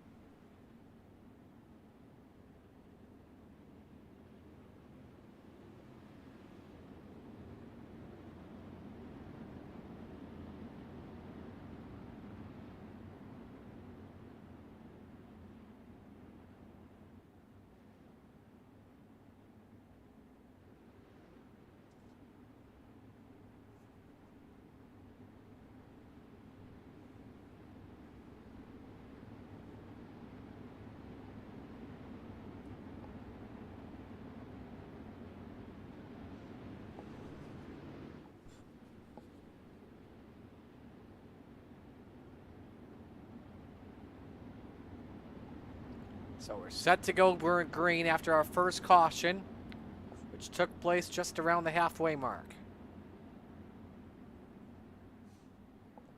Grandy, your race leader, Dittmer in second, Brian Moore Jr. sixth, but how much did he get when it came to incident points? Green, green, green. He had to have been up there with 2, but we'll just have to wait and see, as there was contact, but there's 4 wide for second. Don't know if Dittmer wants to be in this, though. Looking to hang on to that spot. Zach Chapman on the attack. Contact. Oh, look out. Was that junior or was that senior? That was senior upside down. No caution. We stay green. Senior pulls her off. Heavy damage to Donovan Ross. He's trying to limp her in the second half of this race. Brian Moore Jr. still in third. Zach Chapman may lose a spot for Dan McLaren, who started in the 14th position, and it's made its way up to 11th. Second yellow flag waves, and I believe it's for the spun Donovan Ross.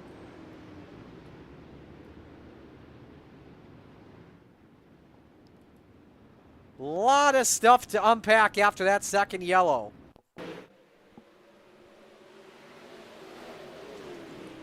The Moores were side by side. They just stacked up on the bottom. Now, I don't know if Donovan Ross had a uke tire or something.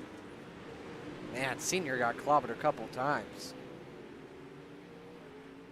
I'd have to watch another angle of that with Devo.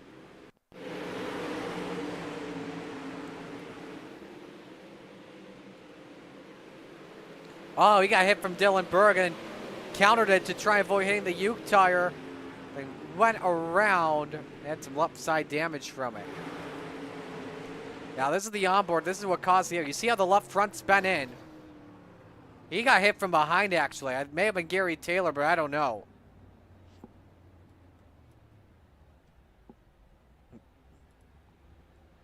But he knew the car was undrivable. Put her on pit road, use that quick repair, and then get back into action.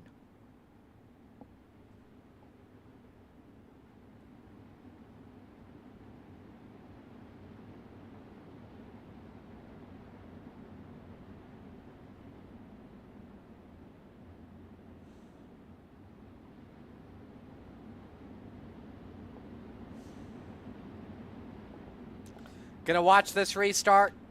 The Chapman Racing drone. Grandy and Dittmer, row 1. McLaren and Zach Chapman, row 2. Brian Moore Jr. rounds out the top 5.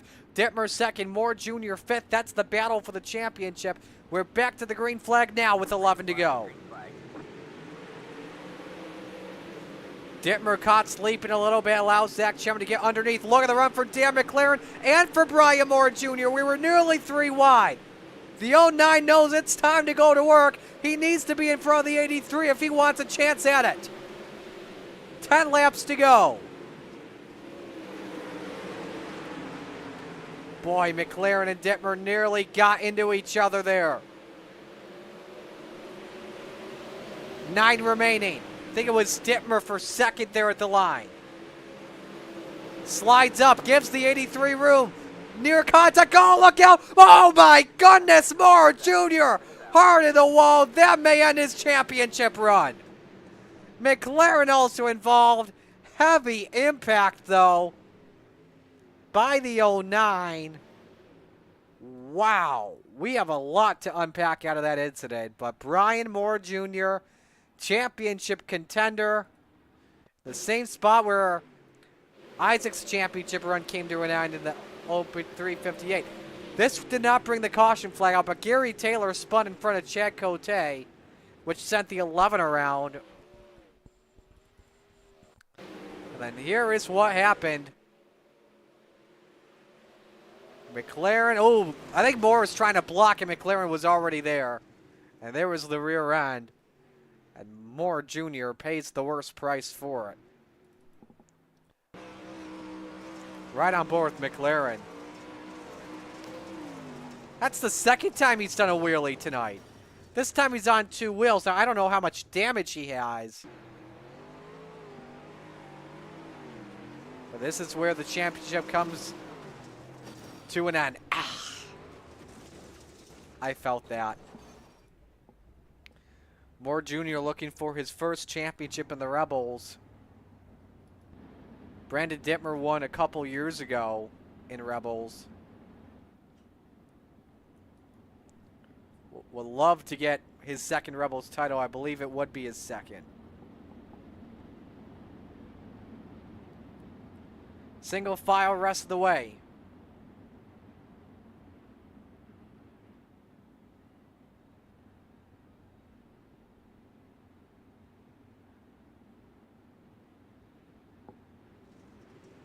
Green flag, green flag. 8 to go restart. Brandon Dittmer just has to keep his nose clean, and the championship is his. Brian Moore Jr., tail end of the lead lap. How about Dylan Berg, folks? Started near the back of the pack. He's up 8 spots into 3rd. And I believe he's only been on the podium once this season. We'll have to double check on all that. Meanwhile, 6 laps to go for Joseph Grandy, who's dominating this race. Grandy looking for win 2 on the year. Dylan Berg actually looking for his second win on the season if he can get a chance at it. He has 2 podiums on the year, The win came at Lincoln, the other podium at Port Royal. Dittmer's still looking for win 1 on the season. He's had a couple of seconds and thirds. 4 to go, meanwhile, for 100 grand. Joseph Grandy lead at 1.2 seconds. Brian Moore Jr. not able to gain anything. He's in the pits. Heads home for a championship. Likely over. You know, it was funny. Dittmer, when he won at Fallujah, we thought he didn't have the championship won. But then after the race, the points were actually tied. And due to how the cleaner driver he was, Dittmer actually took it home. Stunned myself, Isaac, and Dean when Dittmer was able to take it home. He gets to see the white flag this time, 1 lap to go. Well, this has been a race of all Joseph Grandy tonight. Has dominated this one. Started from pole. He had the quick time earlier tonight. Joseph Grandy's going to win the race, but in the end, it's Brandon Dittmer that takes the war. Unofficially, Brandon Dittmer, your champion in the Rebels. Berg second. Chapman fourth. Devo in fifth. Berg up 9 spots to take the hard charger. We will wait.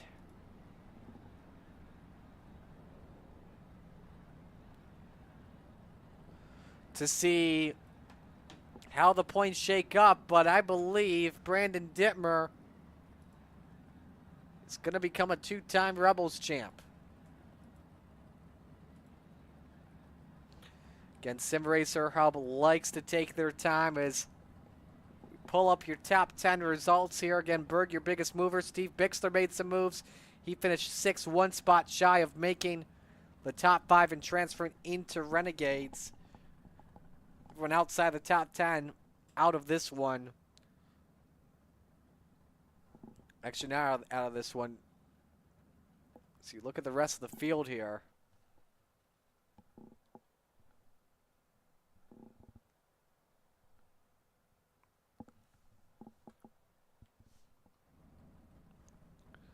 So good night of action here tonight.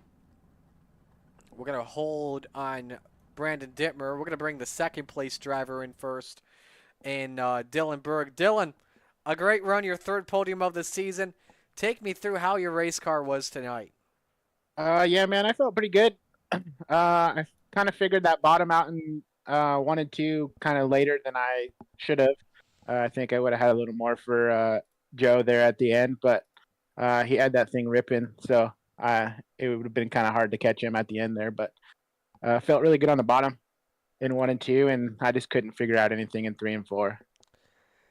It seemed like, and this is just from my perspective, you have a better perspective than I do. It seemed like, though, if it wasn't for the netcode incident that we saw in the heat race, I think we could have likely seen a much closer battle between you and Grandy, especially early on in the race. Yeah, that probably would have helped. Would have helped, definitely. Track position definitely would have helped. But I don't know. The car felt good.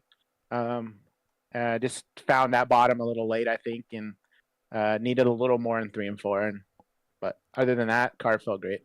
Good way to end the season, at least. Who do you want to give the shout-outs to? I want to thank Inferno Motorsports, Speed Factory, Justin Stoles, all the guys on my team help each other out a ton. A&J Creations, JRB Designs, and Vapor Trail. Alrighty, man. Well, great job tonight. Good way to end the season. Best of luck in Renegades if you decide to move up. Thanks, man. So Dylan Berg, your second place finisher this evening. As we go to Victory Lane to talk with 100 grand. Second win of the season, Joseph Grandy. You just looked flawless out there tonight, man. Yeah, Charlotte's probably my favorite track on the sim with all the vehicles. You know, just had to hit my marks. That cushion got a little treacherous there the last 10 laps or so. So just tried to keep it smooth as I could, and that was about it. What was working out better for you compared to anybody else? Throttle control, maybe. I'm not 100% sure. Just trying not to spin my tires, and towards the end, I was maybe quarter throttle going through the turns. So Well, not bad of a way to end the season, that's for sure. And Rebels, who do you want to give shout-outs to? Pilot Recovery, West End Towing and Repair, all the guys over at Inferno, Highline Photography, girlfriend Olivia, all the guys at Coast to Coast, and appreciate you for the broadcast, Marty. Alrighty, man. Great job tonight. And if we're seeing Renegades, best of luck and great season for you. Thanks. Joseph Grandy taking the win. Now we talk with the man that finished third this evening. If I can get my mouse to work, this would be a perfect time to have Zach and as co-commentator. Brandon Dittmer, we do not have the points in yet. We do know that you finished in third. I believe you will be the champion at the end based off where Moore Jr. finished. If that's the case, how does it feel? Relief. First time in 2 years I finally get back to the Sprint Car Championship and a 0-win season. This car kind of felt like kind of crap all night. It felt really loose. I tightened it up there before we went to feature time, and I needed to go a couple clicks on the wheel spacing, I guess. But no, he tried to throw a slider on me. I got around him, and then him and Dan must have got together, which really sucked. I feel really bad for Junior. He put on such a heck of a season, and just to have it end like that, that's heartbreak. Yeah, definitely would have been awesome to see you two battle it out for the championship at the end, because he was off to a tough start in the race. You were hanging on to a top 3 spot throughout the contest, and it seemed like his car was starting to improve as things were going on, but at the same time, he was in some hard racing earlier on, and he may have had some 2X earlier, which obviously, as you know, would be a loss of points. Yeah, that's what I was trying to avoid was the X's. I'm like, I knew if I get a 2X, this thing is all but off or written off for me. So I just had to try and keep it clean and keep it straight. Almost gave her up there a couple times, but luckily able to reel her back in. Yeah, it was a great race as a whole here at Charlotte. Let's talk about your car, though. What was working well for you out there tonight? Not a whole lot. I mean, it's hard to believe that since I got a third place finish against some of these guys, but no, this thing was extremely loose and hard to hold on to. But no, these guys week after week put on some great competition and some great racing in and out, week in, week out. You know. Well, hey, we still don't have the points yet, by the way, but from the looks of it, it won't be as close as it was 2 years ago when you won, and we were stunned when you won that in the first year after you took that win at Fallujah. But now this one looks to be a lot bigger and a great run nevertheless. Who do you want to give shout-outs to? Well, of course, you for the broadcast, Roger for Coast to Coast, Training Wheels Racing, all those guys over there. The Venom guys for letting me hang out with them. Dean and the World of Outlaws Super Dirt Car Series for the sponsorship, Bowman Designs for the amazing wrap. All the sponsors making this series happen. And, of course, everybody racing that makes it such a fun time. All right. Still checking everything here. Right now it says, yep, I think this is correct now. Right now it says you win the championship by 12. We'll wait for Spangler to make that official, though. But, hey, congratulations on a great season. Thank you very much. Brandon Dittmer gets it done. I wanted to wait on that because, we're talking to him at the same time. We're waiting for points. Our first update we had, it said for just a moment Brian Moore Jr. was the champion. Patrick's been manually putting these in tonight as things go, and a shout out to him as Sim Racer Hub's been pretty slow like a how do I put this? How do I put this without putting any offense on anyone? I don't know. Never mind. We'll just go to break. Stay with us.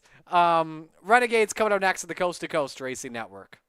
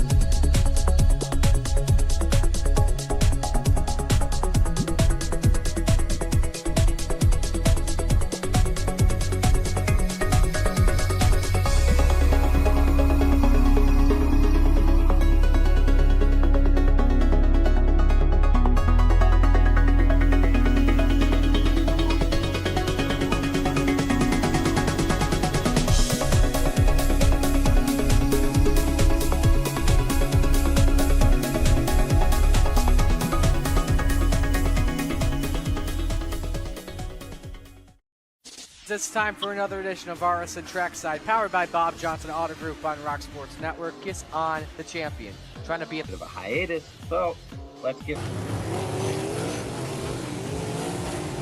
Right when we were talking about it.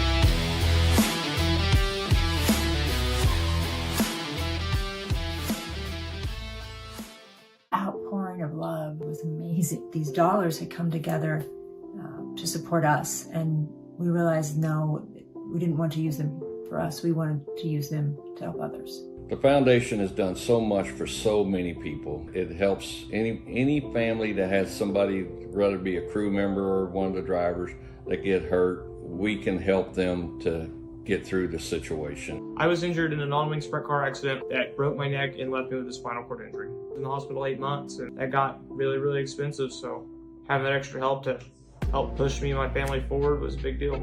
I was involved in a pretty gnarly sprint car crash. Found out my brain was swelling and bleeding. Pelvic bone was broken. I had 2 cracked vertebrae on my back, and I was in the ICU a little over a week. The Steve King Foundation reached out to my parents. We received a donation from them. Immediately, they started me on what's called neurofeedback, and insurance did not cover the neurofeedback appointments. So we received another donation from the Steve King Foundation. It really helped a lot, and I just want to say thank you. Thank you from the bottom of my heart to the Steve King Foundation for everything that they have done for me. This last Sunday, I got to turn laps in my modified here. That was my first laps back in a race car since the accident, and I truly believe that if it wasn't for the Steve King Foundation, I wouldn't be able to do that or be where I'm at today.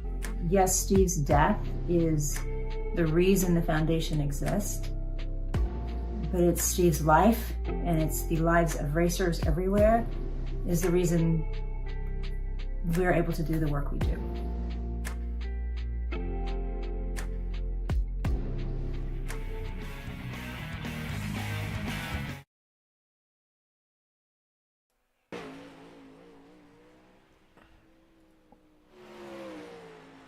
One more race left to go here tonight, and it's the Renegades here at Charlotte Motor Speedway. Welcome back, everyone. Marty Sakala with you on the Coast to Coast Racing Network.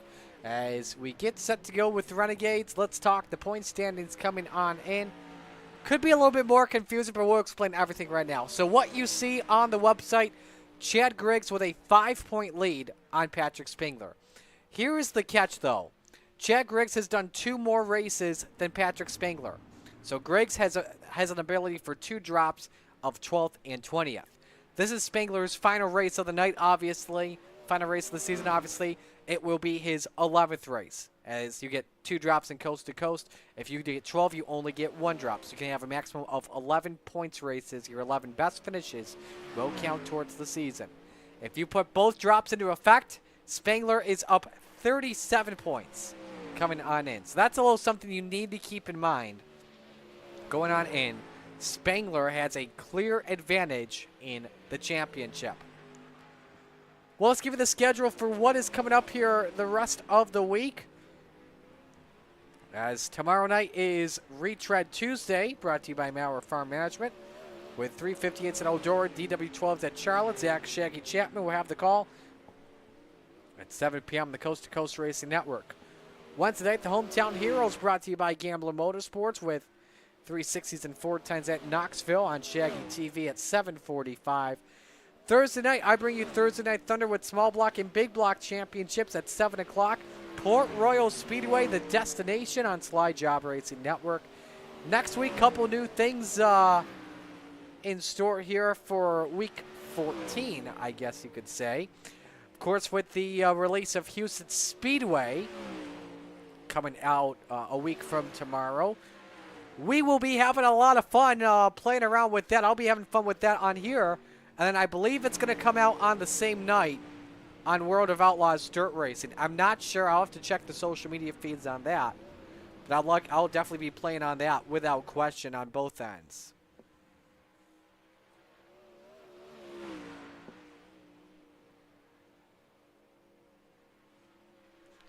So practice currently continuing, and this is the man that's quickest. Stephen Gollner in the number 30. Actually, he takes the checkered flag at the top of the charts at a 12:70. 15 Renegade drivers here with us this evening, so we'll have 2 heats set to go for you. And we are ready with qualifying.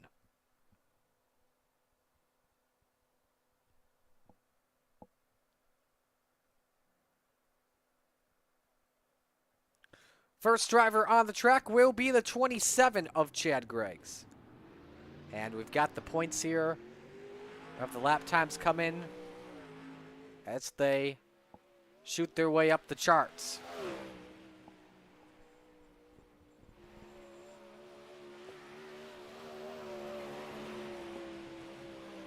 Going up next to the cushion, but you cannot hit that wall one bit. If you do, your lap time will be invalidated. So Stephen Gollner to set the bar on lap number 1 at a 13 even. 12:998 to be specific. Joseph Grandy 13:015.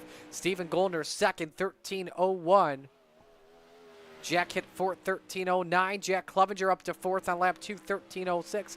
Here comes Stephen Gollner across the line. Is his second lap better? No, 13:20. Joseph Grandy calls it on lap number 2. Clevenger 13:29 on lap number 2. Lap 1 for Blake Chapman third 13:02 for the salesman in the number 20. In the green in sector 2, is it good enough? No, it's not. 13:13 on lap number 2. Kyle Moonen, I believe this is lap number 1, 13:18 for the Money King on lap number 1. Coming to the stripe, much better lap for him, 13:09 up to 8th. Tyler Wilson, the checkered flag, 13:31 on lap 1, lap 2, 13:19 to 12th. So that'll do it for qualifying. Jack Kidd and Kyle Moonen will have the pole position for each of the 2 heats because of the top 4 invert. But it's Chad Griggs the quickest, the 12:95 in qualifying. Patrick Spangler goes 13th. And he does not want to have a bad race, that's for sure.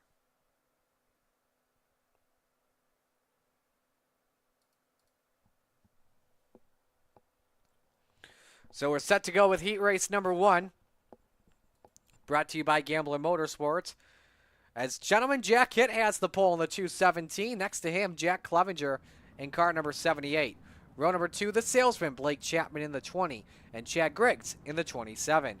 Row 3, Brad Waite in the 814. Next to him, Donovan Ross Devo in the 5. Final row this evening, the high side banger, Patrick Spangler in the 39. And the Desert Demon, Terry Landis in the 161.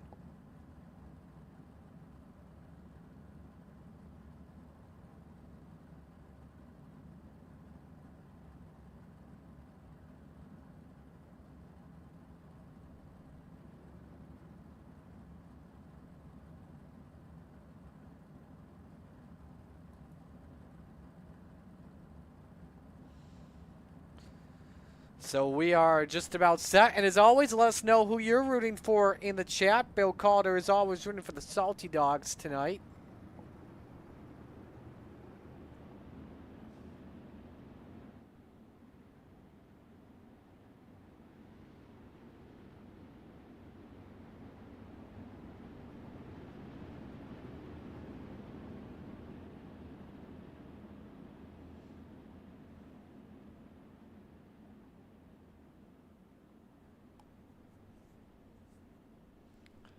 Winner starts on pole. This is the inside heat for tonight. Green, green, green. Green flag waves underway.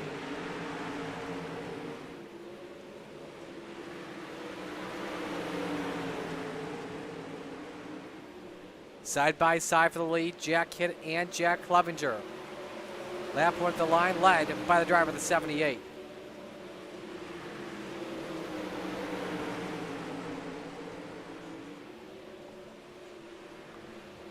Everyone transfers in no matter what. Here comes Griggs for the race lead. Remember, was the quickest in qualifying. Clevenger shuts the door with a slider. Nice defense from him. Donovan Ross looking pretty quick at a 13.24. Griggs sends it. Clevenger tried everything to cover. They stay wing to wing, and the 78 holds on. Griggs, though, with a nice slider from hell. Could be 3 wide. Watch out for Devo. He thought for just a moment about taking a 2 for 1, but decides not to. Clevenger still hanging on, but look out for the salesman. Blake Chapman up to 3rd. Spangler hanging on in 5th. Chad Griggs now to the race lead. Clevenger up the hill he goes. He may have hit a little rut or something. I don't know. 3 to go. Here comes Griggs once again. Slider from the 27. Look how stacked up they are. 5 cars under a blanket there for a moment. As Ross clips the wall, Chapman in 3rd. Spangler still stuck in 5th. Tried to go downstairs. Here comes Griggs. Winner is on pole, and this determines the inside row tonight. On the final lap, Griggs led that line. Who leads in the checkers, though? That's more important. Griggs, though, keeps the bottom. Clevenger up on the top shelf. Blake Chapman with a chance. Clevenger shuts the door. Griggs decides not to send it, and Jack Clevenger takes the win in Heat 1. Griggs 2nd, Chapman 3rd, Ross 4th, Hitt 5th, Spangler 6th, Landis 7th, Waite in 8th. So Griggs comes from 3rd, Spangler 11th tonight.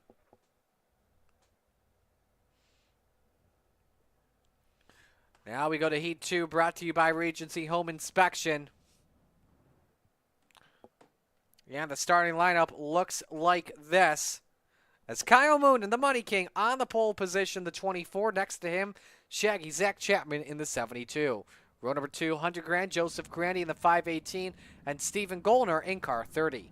Jesse Bandy, the Bandyboat Master, inside of row 3, next to the Macho Man Tyler Wilson, the 42. And rounding out the grid tonight, Barry Gollner in the 36.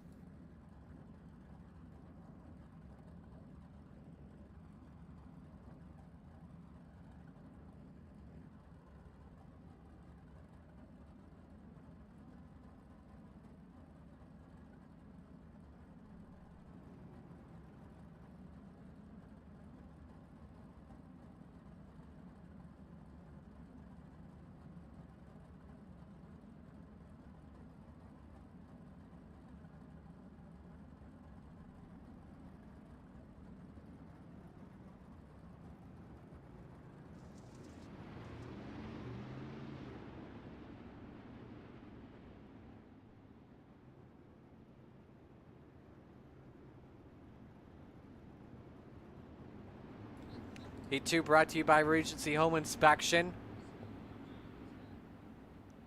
As we get set to go here with things.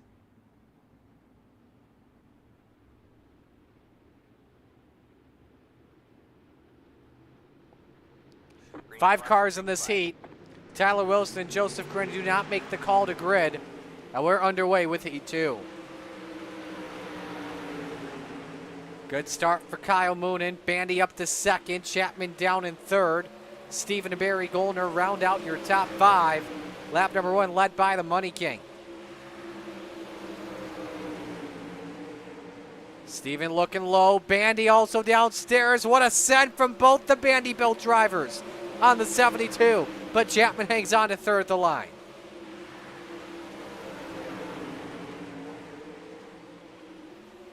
That was a very quick lap for Gollner, by the way, to 13.28. And Bandybuilt is kicking butt. Moonen leading. Bandy 2nd. Stephen Gollner in 3rd. Could they be possible threats to win here tonight? It's been so long since I believe we've talked about them in victory lane. That'd be so cool, especially for Kyle Moonen to park it in the infield. Bandy exploring his options underneath. On board the 49.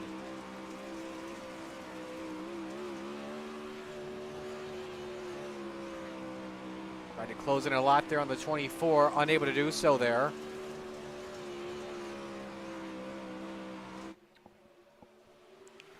With a white flag. Ooh, one up to the wall. That's Barry in the 36.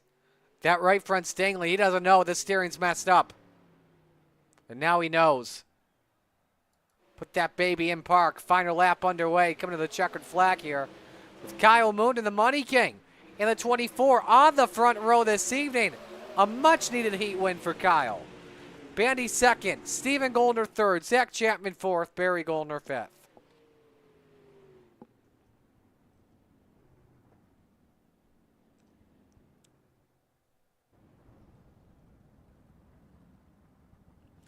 Let's step aside and go to break. When we come back, it is feature time on the Coast to Coast Racing Network.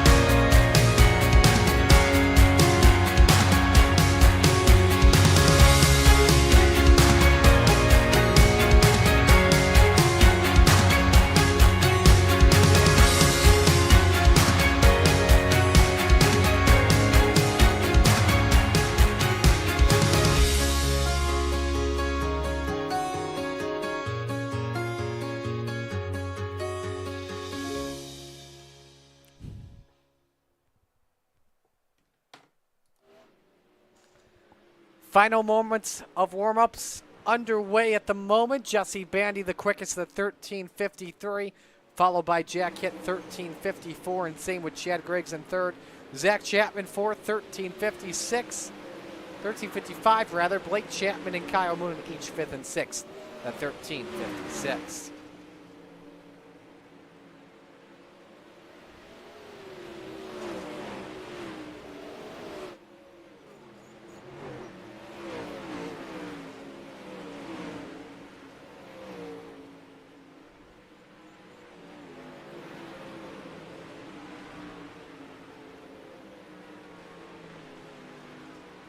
Look at the final moments here before we get going with our feature.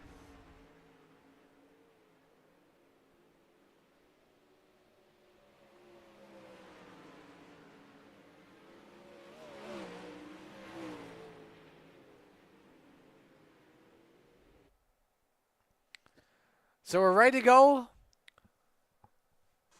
for our main event of the night. Let's meet the field and give you the RSN Trackside starting lineup. On the pole, Jack Clevenger in the 78, and next to him, the Money King, Kyle Moonen in the 24. Row 2, Chad Griggs in the 27, and the Bandy Boat Master, Jesse Bandy, in the 49. Row 3, the Salesman, Blake Chapman in the 20, and Stephen Goldner in the 30. Row 4, Devo, Donovan Ross, the 5, and Shaggy Zach Chapman in car 72.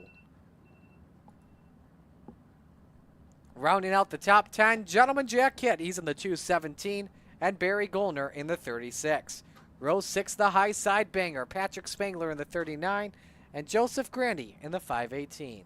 Row 7, the Desert Demon, Terry Landis in the 161, and the Macho Man, Tyler Wilson in the 42. And the final car on the grid tonight is Brad Waite in the 814.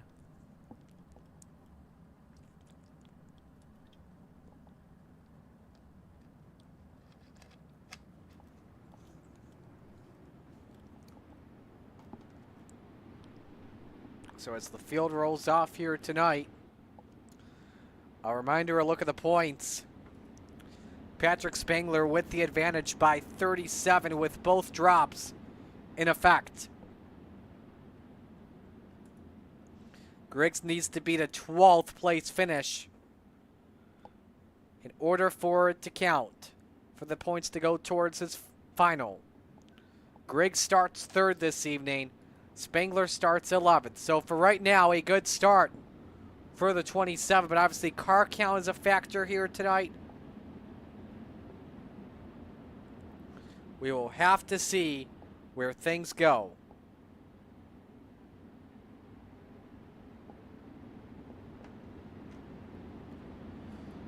Just about a half a lap away from the Flatline Racing Bodies green flag. Well, for the final time tonight, it's time to shake and bake. Wing it and bring it. Where else would you rather be than right here, right now, from coast to coast? It's showtime in Charlotte.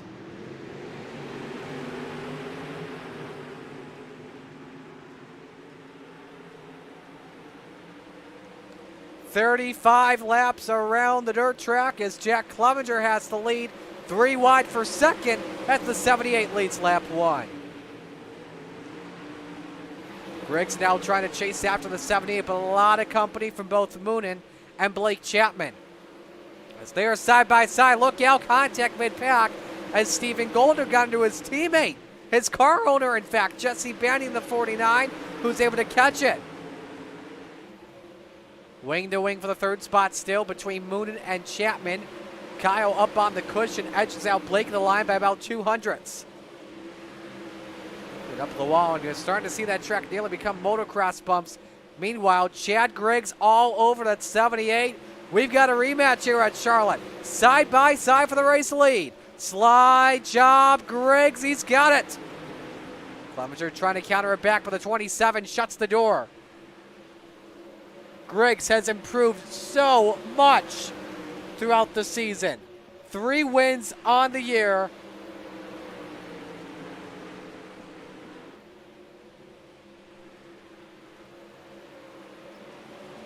Including 2 out of the last 3. He's just looked absolutely perfect at the right time. Here's the battle for 3rd. Blake Chapman underneath on Kyle Moonen. Not able to work out. Griggs up in front. A great start for him, but you notice Patrick Spangler cannot crack the top 10. He started 11th. He is still 11th. Trying to catch up to Donovan Ross and Terry Landis, but this car is not coming to life. Now let's watch this race on track for the 8th spot.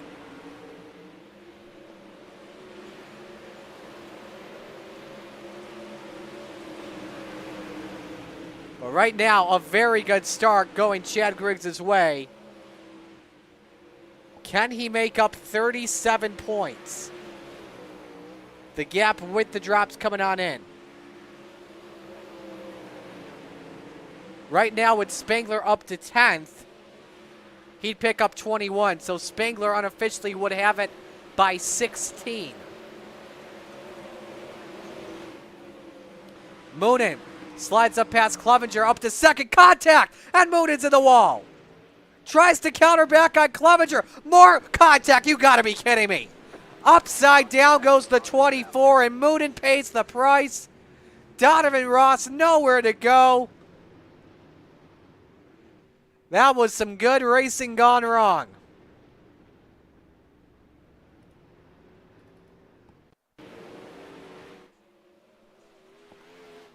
Clevenger puts the 24 in the wall while trying to make the pass. Moonen tries to counter it back. I don't know.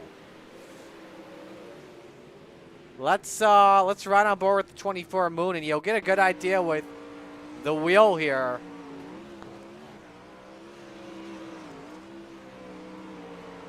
I wonder if the steering was already knocked out on the 24 and then got up in the 78. You know, when you first see that, you're thinking that's possibly on purpose. And this Jack Clevenger had issues too after the yellow came out. Now, what happened with the man that was in second? Already up at the wall, but you see the right front flapping. He's trying to everything to cut down. And right there just hits a bullseye with the Tory tire.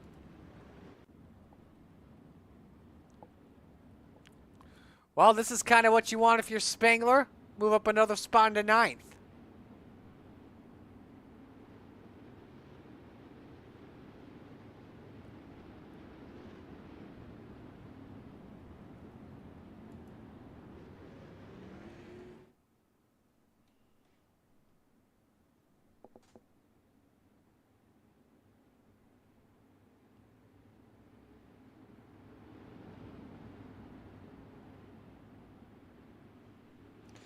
Here we come back to the green flag. 13 laps complete. Green flag, green flag. The 5-lap average will show you who are the best race cars out on the track. You can clearly see it's Chad Griggs. Let's keep an eye out on Patrick Spangler. See if this restart can help him make some moves up. Blake trying everything underneath for the race lead. He is always playing with fire downstairs here at Charlotte. Sometimes he'll hit the Uke tire. He has no damage. If he hits it a second time, he may be done. But he is side by side with Griggs. That ends, though, as a yellow waves for Donovan Ross in the 5. And that car is junk.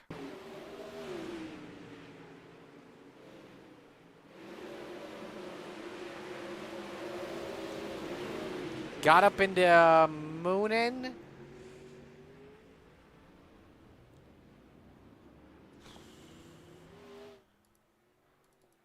Let's see here.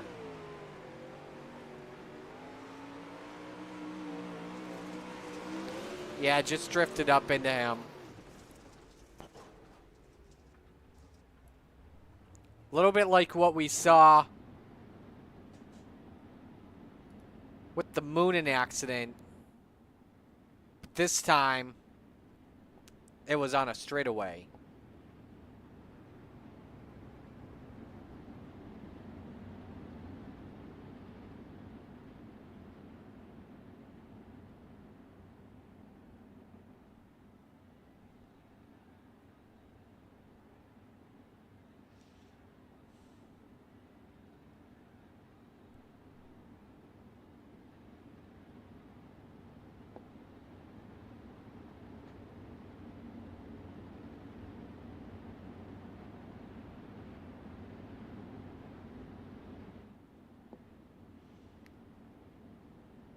Double file restart coming up here.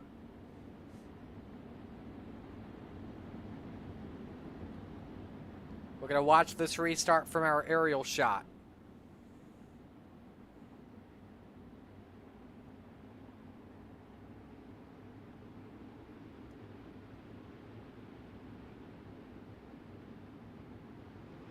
Green flag, green flag.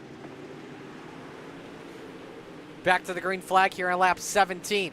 Oh my, we were nearly 4 wide for third. Steven Goldner, the first through that. Zach Chapman tries the slide job. Not of there. Watch up front. Chapman's trying everything to get up to Griggs for that race lead. How about Terry Landis in that 161, folks? Up 7 spots. Make it 6. He's up to 7th. Nice run going for the Desert Demons so far. The high side banger trying to cook up top 3 wide. Nearly got squeezed in the wall by him and by Landis and Moonen. In the wall once more. Got to be careful with that. Slide job from Moonen. Got to back out of that. Clevenger back underneath. Now keep your eye on the 24 and the 78. Contact between Moonen and Chapman. And Spengler's trying to take advantage of it.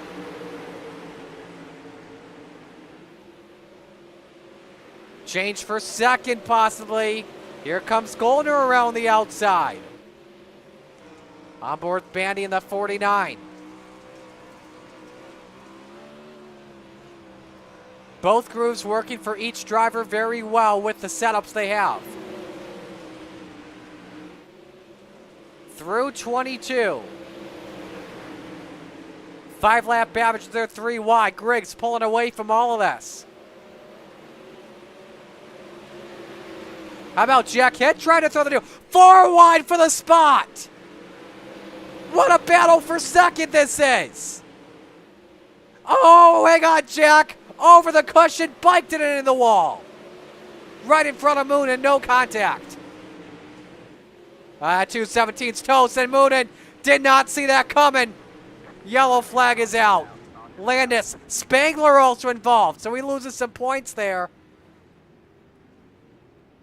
Yeah, Kyle's going to be not happy at that, but when he looks at the replay, Jack's steering was completely gone. There goes a sneaker rolling, rolling, rolling, rolling, rolling, rolling. I should stop singing or else we get copyrighted. Yeah, Moonen's steering is just could not turn one bit. That's a tough break for Moonen. You saw Spangler with front wing damage. You see on the right side plate. A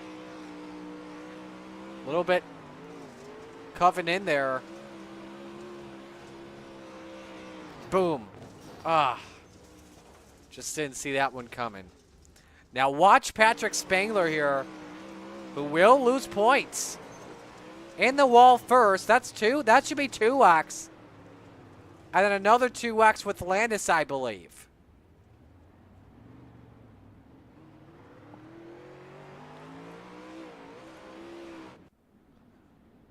But Spangler in the 5th position. Right now, he's good. He's got this championship won. I think it would be about maybe 15 points that Griggs has on him.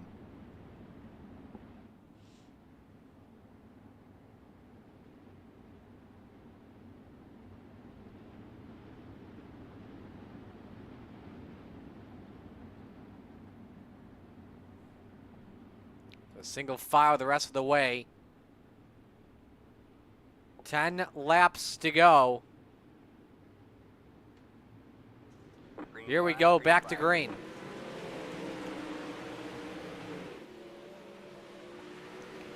Good jump from Griggs as he holds serve.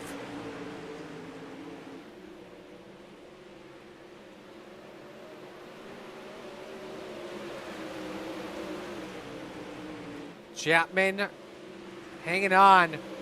Wants to get a podium spot back on Jesse Bandy. Saw there Zach Blake nearly took out a Uke tire. Here come both Spangler and Terry Landis. Up the hill goes TL Buds. Back at it for P3. 7 to go for Griggs. Gap at 0.7 of a second over Steven Goldner. Great bite on corner exit for the number 20. He is always good this late in the game at Charlotte. Remember the new tire model? Blake got the win with the low line the final laps just by saving tires.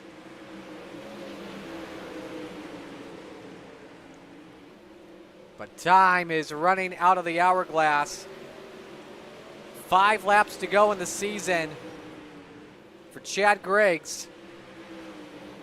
Best car on the track all day long. Would be his 4th win of the year. He and Spangler have combined for 9 wins in the 13-race season. That says a lot that these two will likely be threats once again next season.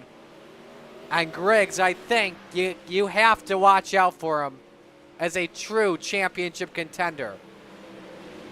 He was a rookie 2 seasons ago in Renegades.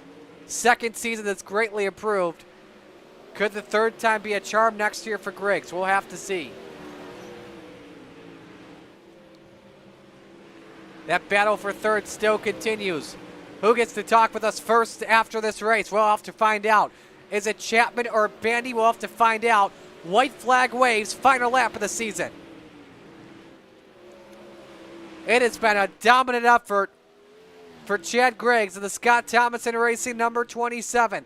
Off of turn 4, checkers wave. Griggs takes the win. Battle for third. Bandy over Blake Chapman by about a 10th of a second or a 100th of a second. Patrick Spangler, meanwhile, finishes third. That should be good enough where he wins another Renegades championship.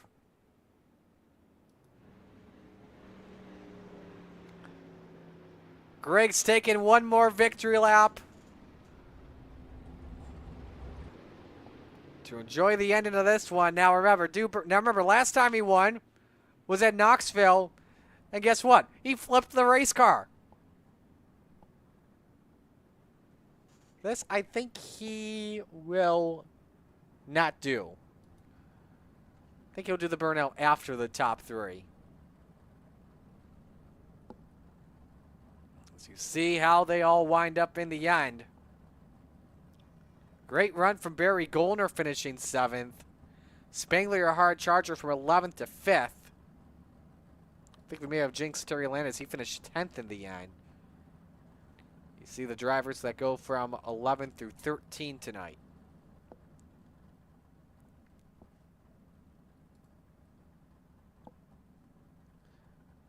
Been a fun season of Monday Night Madness once again. We're looking forward to doing things about 2 weeks' time. What is it? It is December 16th. We kick off the season, and I believe that is at USA International Speedway to kick off the 2025 winter's schedule, and that is December 16th, 7 o'clock. You don't want to miss out on that.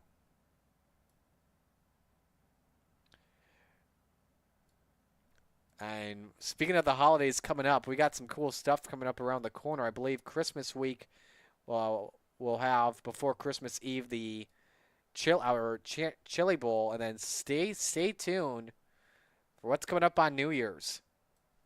When we look at the winter calendar, you all know what I like to do, the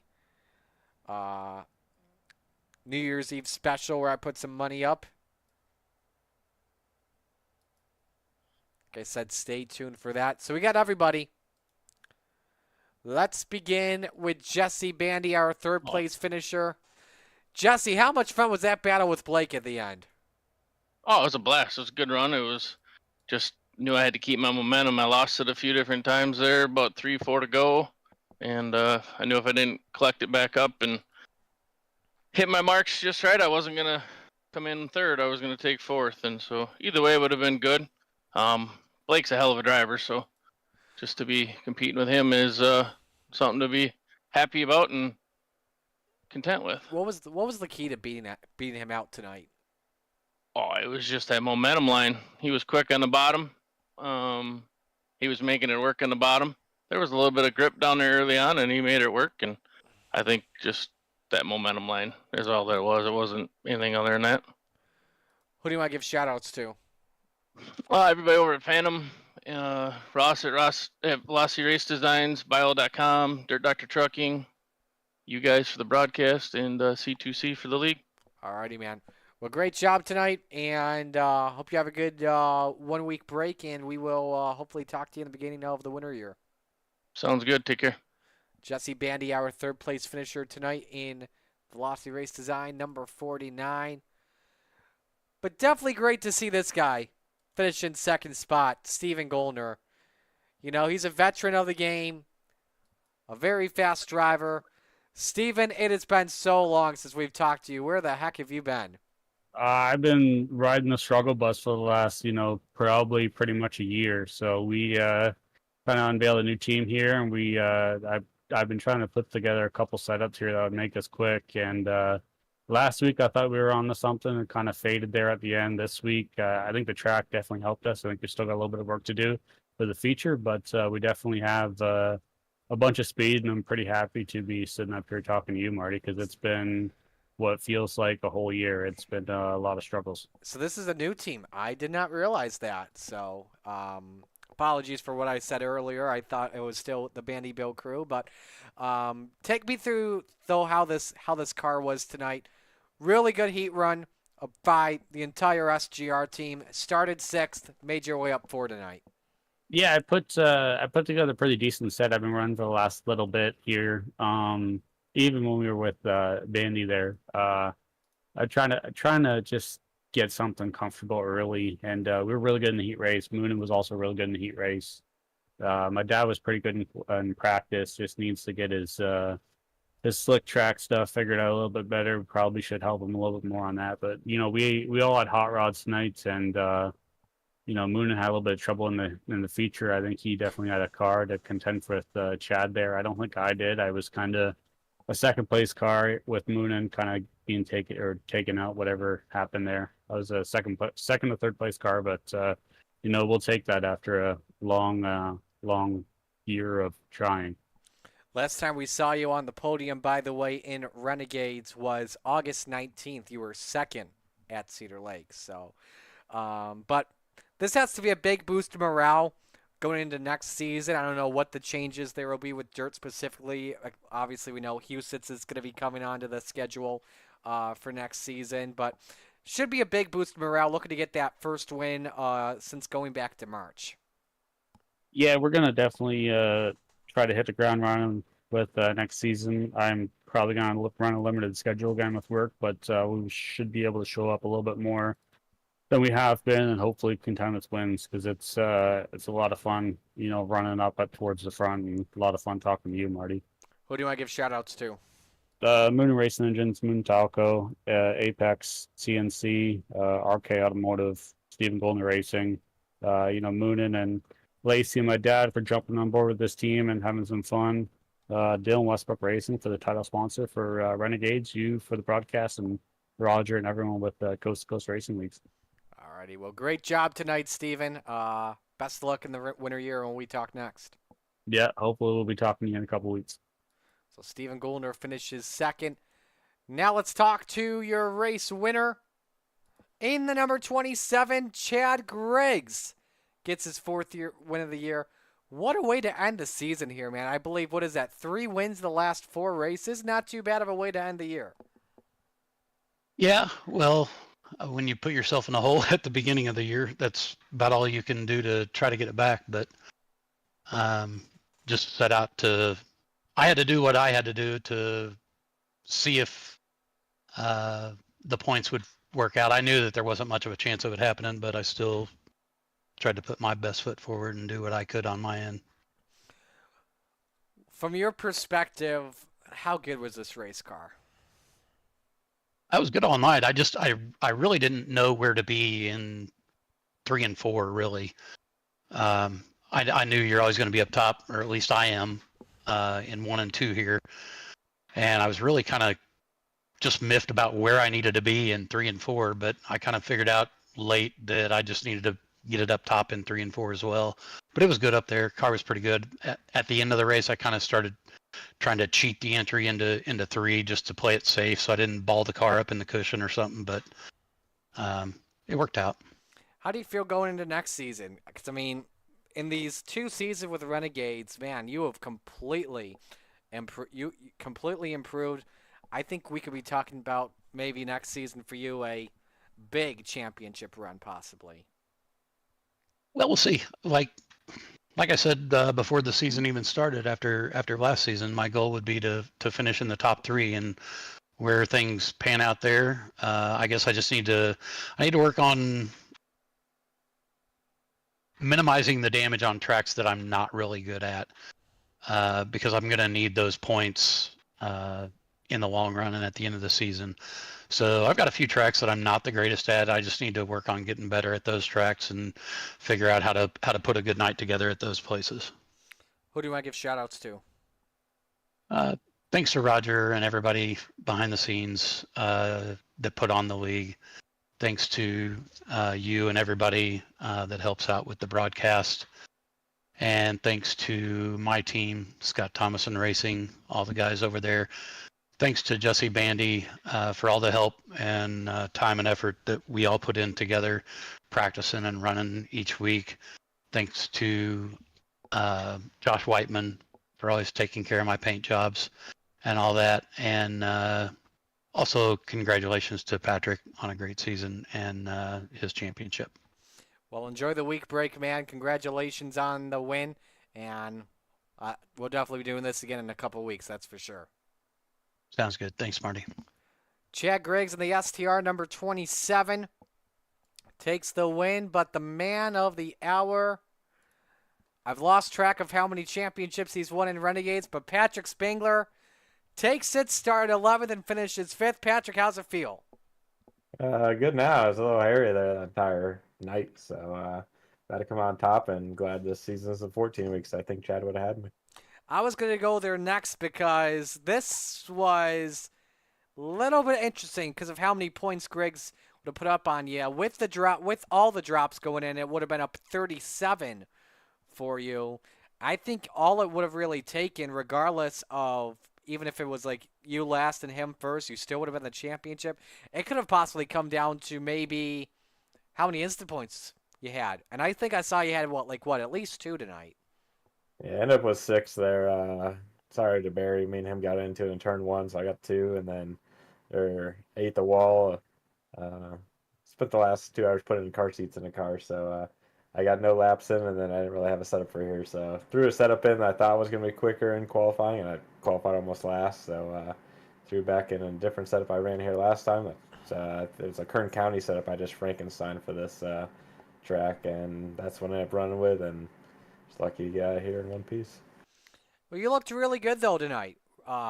Once you got all through the moves here, made your way up to a top 5. But really the big key part of the season was how early you set the bar. It was going to be tough for somebody to beat you. Yeah, I think outside of here in Lucas Oil, it was either first or second each week. So just that consistency, and with the 2 weeks, I knew it was going to be close. I missed, so I didn't have any drop weeks, no room for error. So lucky to get out and survive this season. Well, you've got the week break, and then going to be some fun stuff to enjoy going into next season. What are you looking forward to when it comes to that?